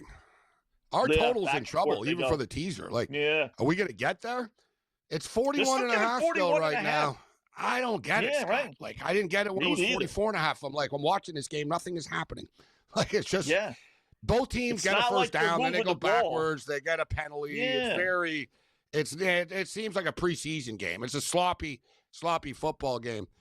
But I want to throw in this, Scott. You and I was talking about different betting angles and stuff like this. I posted this on Twitter on X before the game, and I saw it immediately when it happened. I follow the Montreal Canadiens, etc. Their beat writers. The Canadiens stuff's going to happen on the road, guys. The Canadiens team bus, not all of them, but like, you know what I mean? All the players don't sit on one bus. There's like 3 buses, etc. So like 2 of the Canadiens buses got stuck.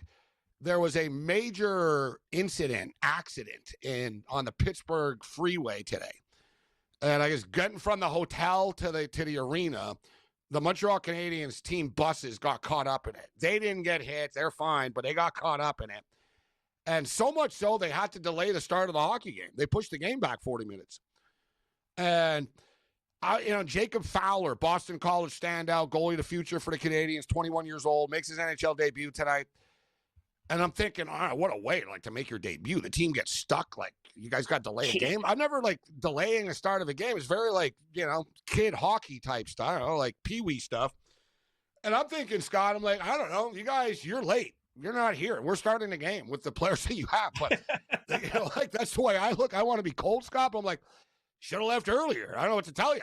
It's professional hockey team. You got to be here on time. You're not here on time. Yeah, sir, but the traffic. The thing is, it was like a massive pileup. We can look it up here in the Pittsburgh News. I'll let you know how many cars or whatever. But it was a major incident. It was a major. Is it weather? Did that cause the accident? Because why are they busing from Montreal to Pittsburgh? No, they were busing from Montreal to Pittsburgh from the hotel. Like I just said, they're from the hotel. Oh, okay. I'm sorry. I thought it was from Montreal. Okay. Well, so it's really so they were in town and everything else. Crazy. They ain't taking no bus. That's kind of weird to be busing. But so they got normally though, I guess I don't know the arena situation, like about the hotels. Like normally teams like to stay near the arena to avoid this stuff, right? Yeah. And also players like to walk around, right? Like they don't get out much. So like players like to walk around downtown around the arena during the day and stuff like that. I don't know. Maybe they're staying in an airport hotel or something. You know what I mean? Maybe it's a quick boom, we'll land, we'll check in, we'll go to the arena. I don't know their logistics of their trip, but yeah, they got stuck, Scott. They actually moved the game back. But my point is, so no warm up. I got thrown off. I'm like, man, these guys are going to be expected to get off the bus, put their uniforms on like a beer league team, and just get on the ice, right? They're winning 3-0 after the first period, Scott. Teams that face adversity, they're the ones to bet on. I swear. I'm telling you, that's why I say it sounds goofy. Yeah. Knowledge can be a dangerous thing sometimes. Exactly. I don't want to know this stuff. I just, I don't even want to know sometimes if there's a backup goalie. I really don't. Yeah. Overanalysis leads to paralysis, as the saying goes. Yeah. Start to overthink I had something like that. Not quite like that yesterday. Same thing, right? So I have this system, college basketball. I told you I got basically 10 teams I bet overs Tampa all on the time. The move 10 teams I bet just under. for the record. Couple of first downs for the Bucks. Yeah, but go on. So this happens once every month or so for me. So I should have gone 3-0. I had 3 unders, right? But I put an over in on a South Florida game, which I looked at my ticket. I knew I went 3-0. I was like, that the number's not adding up. That's the worst. And I put in over instead of under. It's amazing. I've been doing this for 40 years, and I still make mistakes like that all the time. It's just like I rush. I got so much going on. It's just like, oh man. 3-0 versus 2-1 is a big difference. I mean, you still won money, but the other bad one. I bet so many things. Sometimes, Scott, the other bad one is I didn't put the actual bet in, so I'll be watching an NBA game. I'm like, all right, he's got 20 points. Then I look, I'm like, oh my God, I didn't put it in. You know what I mean? It's like one of those. Yeah. So I try to get him in earlier in the day, and I put him in earlier in the day. I get a worse number, right? But Dude, if you put in like literally 3,000 bets a year, how many? 1,200, 5,000?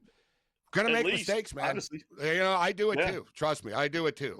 And it really eats you up inside after too. It really does. Really, damn. You're like, I'm such an idiot. It's hard enough to win, to pick a winner, and I just screwed myself. Yeah. Amazing.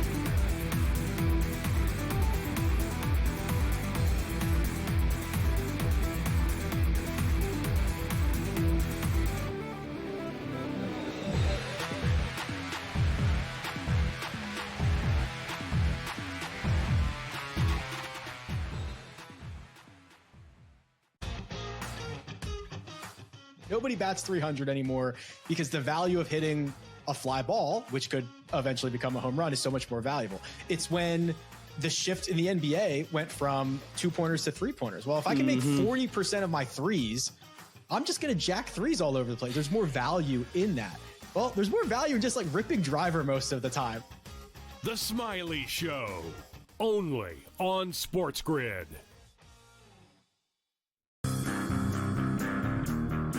You've got an 18-1-6 hockey team. You've got a 10-2 football team. So the best record in hockey, the best record in football, and top 5 in the NBA with Jokic and the gang, and the Nuggets at 14-6. And I'm saying to myself, what other town comes close to that? The Craig Carton Show, only on SportsGrid. You're legendary. I'm legendary. And both of these guys love each other. Right? Cam Ward, they do. They work out. They work out. Legendary. Go ahead. Cam Ward. Yep. Shador Sanders. Yep. 250 plus and 2 tutties each. Amazing. That's nuts. What? Why is it nuts? Come on, that's crazy. Why, though? Pro Football Today, only on SportsGrid. I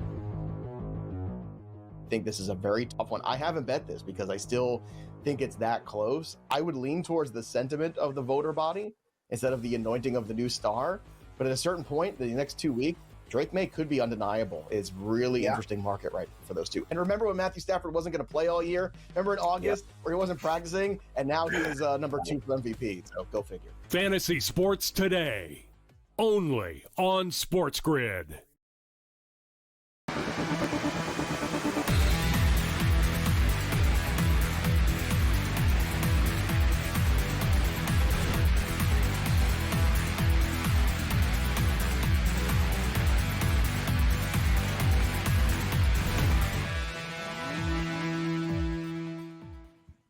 All right, welcome back in Game Live. Game Day here on the grid. Scott and Gabe, hour number 1. So they're approaching halftime. Got a couple of minutes left, and I got to say, my opening pickoff and other plays, Gabe looking halfway decent. I got the Bucks over team total. That's I need some help there at 24.5. They just kicked the field goal. So I hit the Rachaad White rushing prop. That's the one I said really was the best bet on the board, over 17.5 yards. He got a 20-yard run, so that's good. But even my goofy each team to have a touchdown and field goal each half is now alive because Tampa just kicked the field goal, so they have a touchdown and a field goal. If we can get Atlanta with 2 minutes and change left to march down the field, kick a field goal before halftime, that's 17-1 ticket.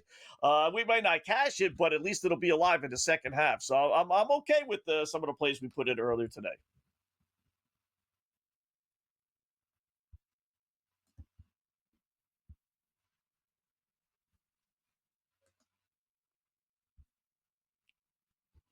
Right.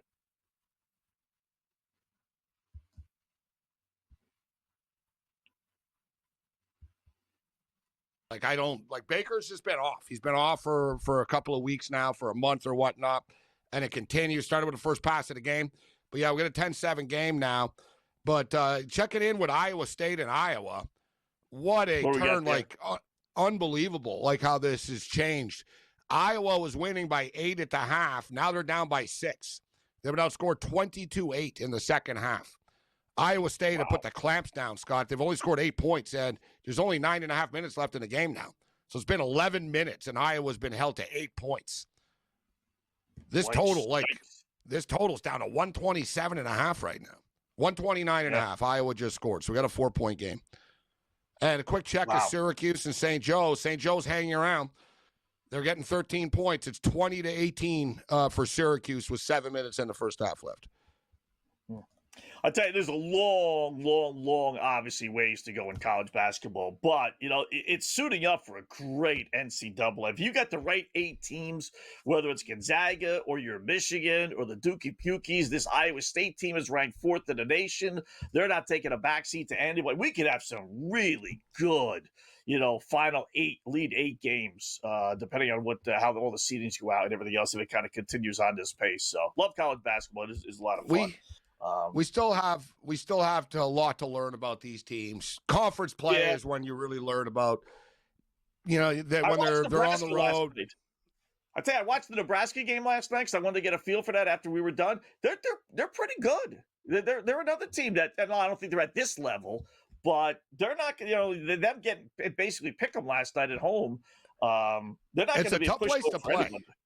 No, I think they'll be dominant at home. I don't think they're going to lose too many home games this year, right? But on the road, if they could be 500 on the road, they could have a really good year. Right. But that's what I'm saying. Like, that was a great conference win for them. Very impressive start. But college basketball this year so far, at least, doesn't seem to be poisoned like college football is. Like, you know what I mean? Like, it's funny how you hear college football is broken. You don't hear the same thing about college basketball, really. Right? There's not the same vitriol sort of everything is wrong about it. And maybe it's because sort of everybody gets in. And speaking of which, because it's funny because people always cry and they want more college football playoff teams, but they don't want more NCAA teams for some reason. So they want more college football teams. How high can you go? Right? How many more can you have? I think 68 is enough for me anyway. But no, they're similar to the football. The TV deal, the format is up. Like starting next year, the year after, they might do one more year of this, but it's going to 76. So they're going to announce this in 2 weeks or something. It's going to 76 teams, the NCAA tournament. Yeah, you're starting to kill the golden goose. To me, you don't need 76. And Scott, they wanted 96. Yeah. See, then they would have to give the beauty of it all. You add an extra week with 96. You add it's as simple as that. You're adding an extra weekend to it. That's it. I was going to say the key to me anyway is. The Tuesday, Wednesday games, it's all right, whatever. No one's really paying attention to those. And I don't think that'll ever change. That's not true. Those games get big ratings. No, not when you're playing Topeka High. There's a reason why they do them, Scott. If people aren't watching, you might not care, but people are watching and betting on it. It's a big game. People bet on those. They get those two, the Dayton play and stuff gets very high TV ratings. But they're never included in anyone's bracket game, unless you're really a diehard. Yeah, usually the brackets have the winner of those games. So I wanted to be able to be if you're going to add play more for Kyle Pitts. The thing is, though, Scott, is those playing games. You always have the Hampton AT&T or whatever, right? You have the Prairie View A&Ms of the world and stuff like that. But you always have 2 mid-majors that are on the bubble playing. Right, you got a UCLA versus a Cincinnati or whatever. You know what I mean? It's always like these mid-major sort of bigger name teams that are on the bubble that get forced. And every year, Scott, there's always a team that comes out of this. There's another touchdown for Kyle Pitts. So may we never mock Kyle Pitts ever again. Ever again. 2 touchdowns, Kyle Pitts. Wow. There goes my field goal. I was really total up to 46 and a half. You got 38 seconds to work with. But so if you want to turn over or something crazy, but wow. Kirk Cousins, 2 touchdown passes. Kyle Pitts, 2 touchdowns. And how about this, guys? We gave you this play. Kirk Cousins, over under 207.5 passing yards. He's got 155 right now. Yeah. The only thing is, this is screwing up my Baker Mayfield completion, my temp prop under. Attempts. I didn't think Tampa would be playing from behind in this game, and now they're going to be playing from behind. Yeah. And passing props now, Baker's at 248 now. I was going to say it was in the 220s a moment ago, but once they took the lead, they bumped that up. And then Kirk Cousins I'm going to take that, Scott. He's going to throw a couple of passes here. He's got 30 seconds to work with. They're going to try, you know what I mean? Maybe we can get a free 20, 30 yards here. Just chip away at it. Yeah, exactly. That's what I was going to say. About a free of 15, 20, 25 yards. Falcons will play a little prevent here, prevent a big play. Just, give us 15 yards, whatever. Just tack on a couple of numbers here, Yeah. Anything, anything. 246 and a half at this point. I'm going to get in on it. They didn't get the ball first to start the game, so Atlanta will get the ball to start the second half. And I'll tell you what. But still. Kirk Cousins' number is light, Scott. When you consider it's 256 and a half I've got. He's already at 155. He's looking pretty good. Gabe, he's 12 of 16 for 155 yards and 2 touchdowns. I mean, and where it's is very this simple, Kirk Scott, Cousins what they're been? doing. They're dumping it off to Bijan Robinson on these little screens, and Kyle Pitts seems to be wide open on every play. So we were talking about he doesn't get open. Well, today he's getting open a lot. We lit a fire under Kyle Pitts somehow. Yeah. You don't have Drake London, right? So Tampa Bay doesn't have to worry about their number one wide receiver. You would think the attention would then go to Pitts, and yet this guy's got 6 receptions make it harder for Pitts. 110 yards. Yeah. He never catches anything when London's there. Now suddenly, maybe that was the problem. This goes he back needs to be them. the guy. Maybe it is Atlanta, Gabe. Maybe it is like they've got to call his number tonight because they can't call. That's what I'm telling you. London's. You don't think if Kyle Pitts was catching passes from Josh Allen, he couldn't do what Dalton Kincaid does, and he wouldn't be like, oh, yeah, Pitts got his 8th touchdown. You know what I mean? Dude, he hasn't had great quarterbacks to play with, Scott. Let's be real. Desmond Ridder. Desmond Ridder, Kirk Cousins, Michael Penix. Kirk Cousins. It's not like he's he's playing with Joe Montana and Patrick Mahomes. Yeah, it's I tell you what, the guy looks like all the things we thought he would be coming out of college tonight, as the number one guy. Go figure. But I like the Baker. I like that Baker as well. 248 and a half. They're going to get the ball. They're down, and they don't have the ball to start the second half. So with 36 seconds left, they're not going to take a knee. So you're right. And any kind of luck, you get about 20, 25 free yards out of them. And Atlanta are competitive, Scott. So they're not really ever going to get into having to run the ball. It's a battle for them to win this game right now. Let's be real. Yeah. I like it a lot. All right, In-Game Live continues here on the Grid.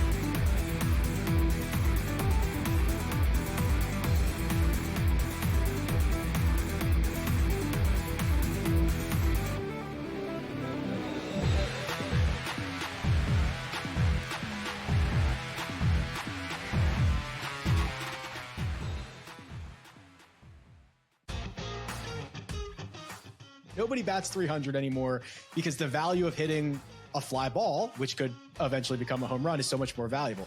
It's when the shift in the NBA went from 2-pointers to 3-pointers. Well, if I can make 40% of my threes, I'm just going to jack threes all over the place. There's more value in that. Well, there's more value in just ripping driver most of the time. The Smiley Show, only on SportsGrid.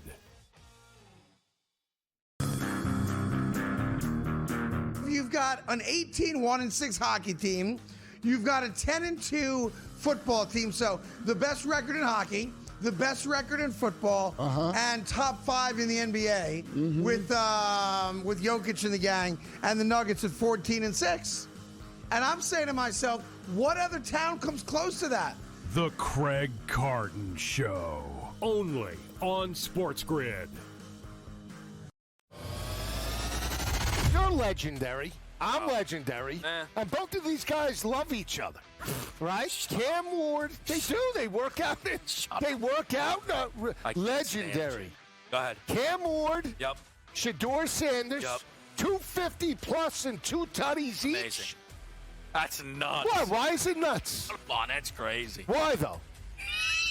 Pro Football Today, only on SportsGrid. I think this is a very tough one. I haven't bet this because I still think it's that close. I would lean towards the sentiment of the voter body instead of the anointing of the new star.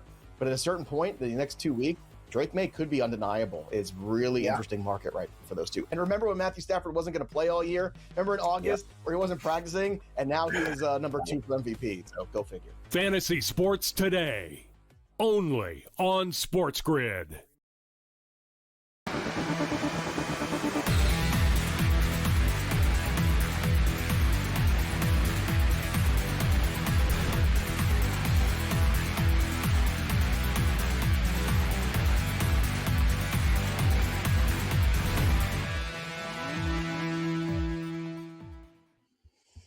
All right, welcome back in Game Live. Game Day here on the Grid. Scott and Gabe as they close out the first half. Tampa Bay does have the ball. They are trying to score as we anticipated, so they got a couple of seconds left. They got it down. Oh, yeah, there you go.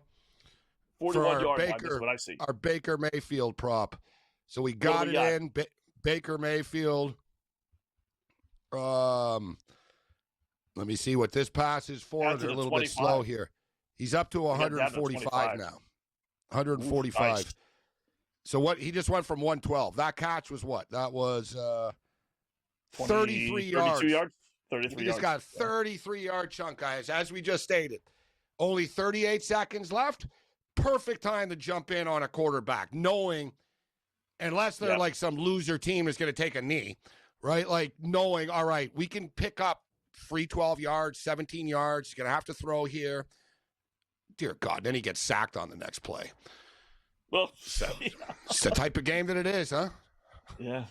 It's going to be a long field goal now. Brady Cannon. What's going on, Brady? How are you tonight?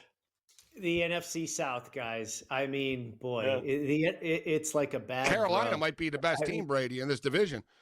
This is the hardest division, I believe, in football to figure out every year. Every team typically underachieves or they're extremely inconsistent. I mean, the Falcons probably have more talent than anybody in this division than in a lot of teams in football. But I'm convinced Raheem Morris is maybe the worst coach in the league.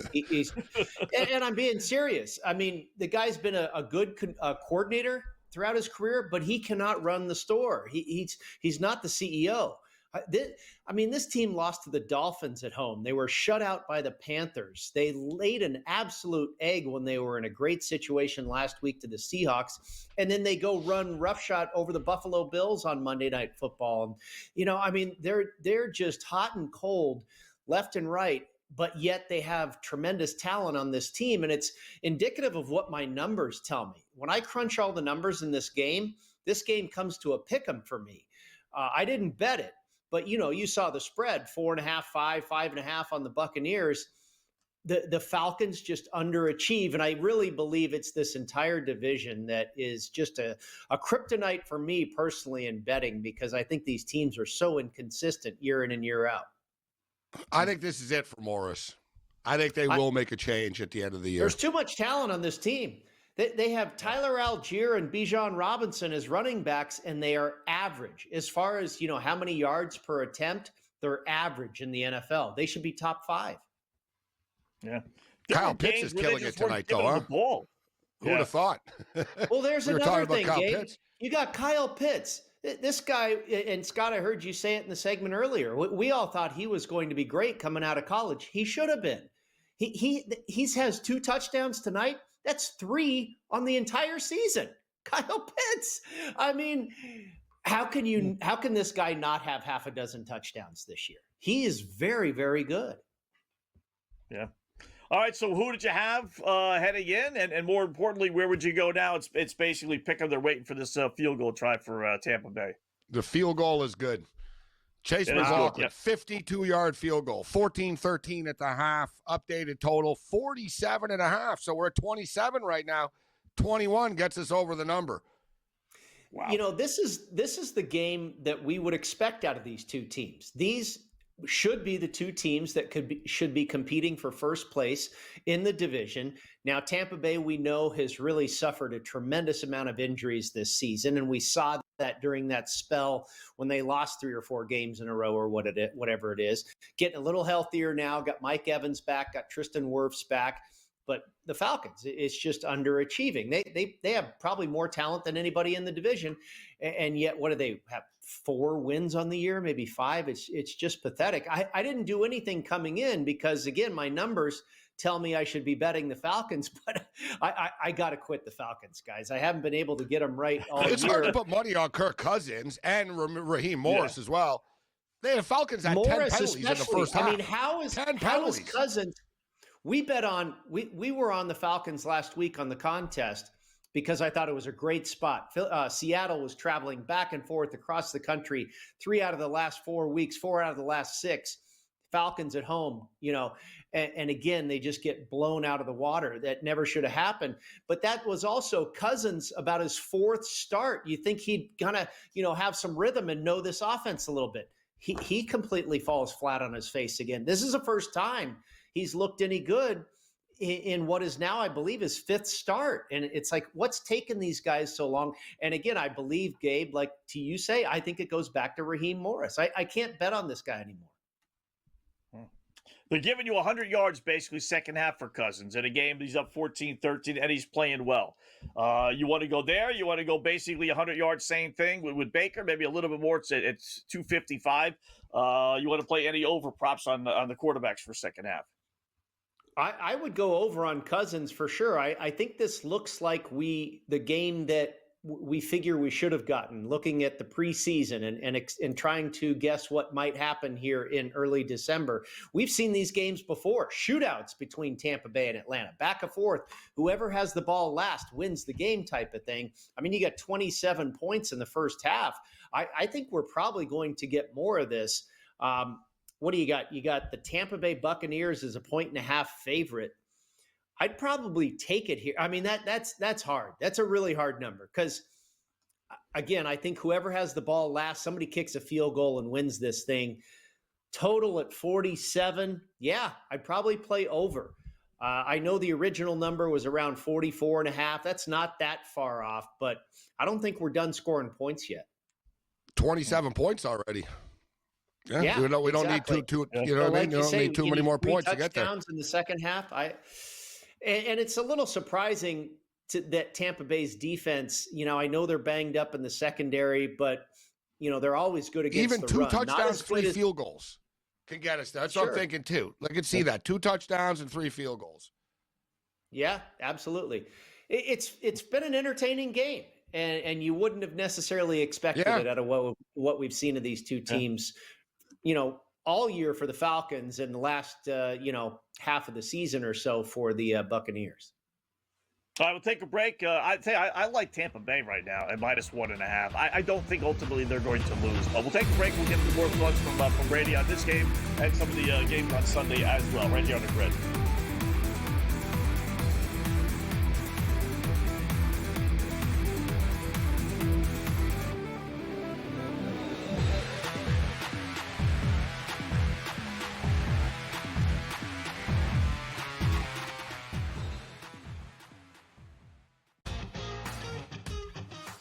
Nobody bats 300 anymore because the value of hitting a fly ball, which could eventually become a home run, is so much more valuable. It's when the shift in the NBA went from 2-pointers to 3-pointers. Well, if I can make 40% of my threes, I'm just going to jack threes all over the place. There's more value in that. Well, there's more value in just like ripping driver most of the time. The Smiley Show, only on SportsGrid.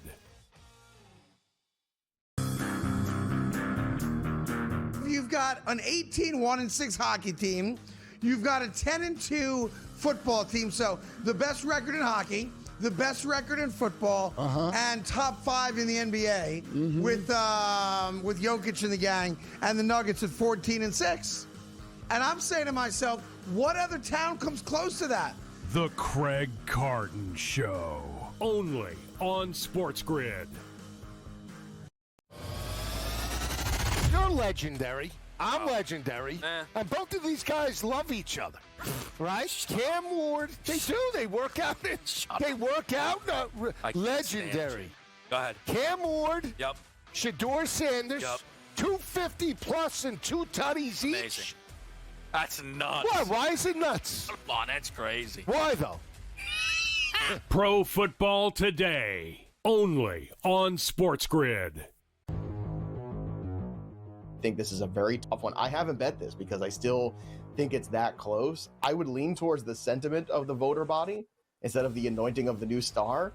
But at a certain point, the next 2 weeks, Drake May could be undeniable. It's really interesting market right for those two. And remember when Matthew Stafford wasn't going to play all year? Remember in August where he wasn't practicing? And now he is number 2 for MVP. So go figure. Fantasy Sports Today, only on SportsGrid.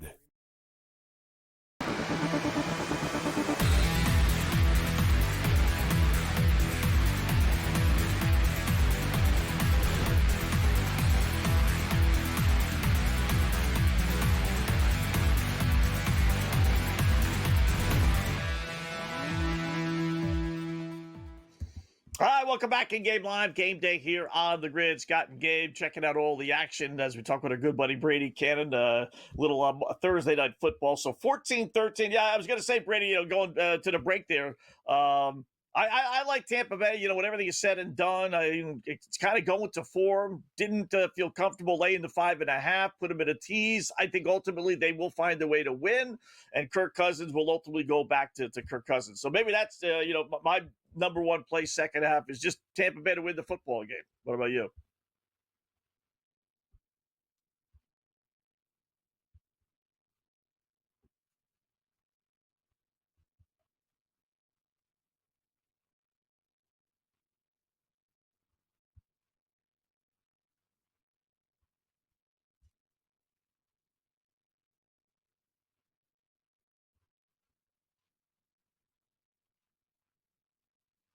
They have shown up. I like the additional 100 yards for Cousins to go over his passing yards prop. I'd probably play over the total. That would be about it for me. And for those of you, that have teamed up with Gabe tonight, UT Arlington and Rio Grande did stay well under the total. Nice victory. Thank you very much. Yeah, the odds makers got that one wrong tonight. 144.5, and they only got to 108 tonight. I'm getting used to betting unders. I'm an over guy, but I'm starting to ride this college basketball under wave a little bit. But I'm playing both quarterbacks over passing yards. We already got in on Baker before. We just took Kirk Cousins for the second half. I didn't get a great number, over 260.5. But, guys, if you look at the Tampa Bay Buccaneers passing their receiver props, everyone is really low. Like, we just got to pick, like, who is it going to be? So, like, Bucky Irving's got one catch. He's at 2.5 right now, plus 155 to the over. Chris Godwin's got one catch. His prop is 2.5, minus 145 to the over. Igbuka's only got two catches. His prop is over 3.5, minus 170 to the over. Jalen McMillan's got two catches. His prop right now is 2.5 over, minus 135. That's where I'm going to go. I like that. Anytime I see, I only need one catch. So let's play McMillan. Mike Evans, guys, has three catches. His prop is only 4.5. Scott, this is bizarre in a game that's at 27 points. Normally, Brady, when we see props like this, it's a crap-ass quarterback. There's no points on the field. It's like, all right, everybody. And you're winning. You catch a pass, you're going to win your bet. Yeah, it's weird, Scott, that, like, this team was Mike losing. Evans only two more catches. McMillan, one catch to win the bet. Igbuka, two catches. We can get this on a drive, guys. I'm going to go. On one drive, it's possible. I'm going here's Igbuka. another one. I'm going to go Igbuka over the two, because I think he's more durable. Evans could get hurt on any play. I don't really want to get involved with him. But and they might. I'm going to go McMillan and Igbuka. He could be on over. a pitch count too. Yeah. You see? And he landed on his head a couple of times. On Baker Mayfield for rushing yards. Yeah, Baker rushing. Let's see. 8.5. He's got one. 8.5. He's got one. Yeah. I would go over because Atlanta does have a. I think he has to. He's already been sacked twice. And we know what kind of gamer he is. He is bound to take off, trying to get that first down. Absolutely, when the game's on the line. And Atlanta does have a good pass rush. Those young bookends that they drafted in the draft this year, one guy was injured for a minute, but they've been pretty darn good. And they've already gotten him twice tonight. I got to believe he's going to face some similar situations where he'll have an opportunity to take off and run. Him to get 9 yards is not asking a lot. That's one play. Yeah, if it goes the right way. All right, how about some games this weekend? The strange line to me, or the lack of respect line to me, this only happens once every blue moon. I got a team that's won 10 in a row, is at home. In fact, I got two teams that have won 10 in a row, are at home, and they're underdogs. Patriots against the Bills, Broncos against the Packers, Brady. Yeah, I hear you loud and clear, Scott. The only thing that scares me is it feels like everybody's thinking along the same lines. Like, how is Denver an underdog? And it's like, wait a minute. Both road teams are going to win. I'm going to take the sides of the sports books on this one, guys. Both road teams win. Packers and Bills. Yeah. I kind of tend to agree with you. I don't know. This is really hard, but it felt like the knee-jerk reaction was automatically Bills. And the more I think about it, it's like, oh, gosh, I don't know. I'll tell you who have the two worst scheduling spots of the week, the Bears and the Jaguars. The Jets are in there against the Jaguars they're come off Indianapolis, then Denver, then Indianapolis, the Bears, Packers, Browns, Packers, Niners. Those are two weird spots for both of those teams. And Brady, a cold great spot job, for man. the Bears. Yeah, real cold. Good job, Brady. Appreciate it. We'll do it again soon. Thanks.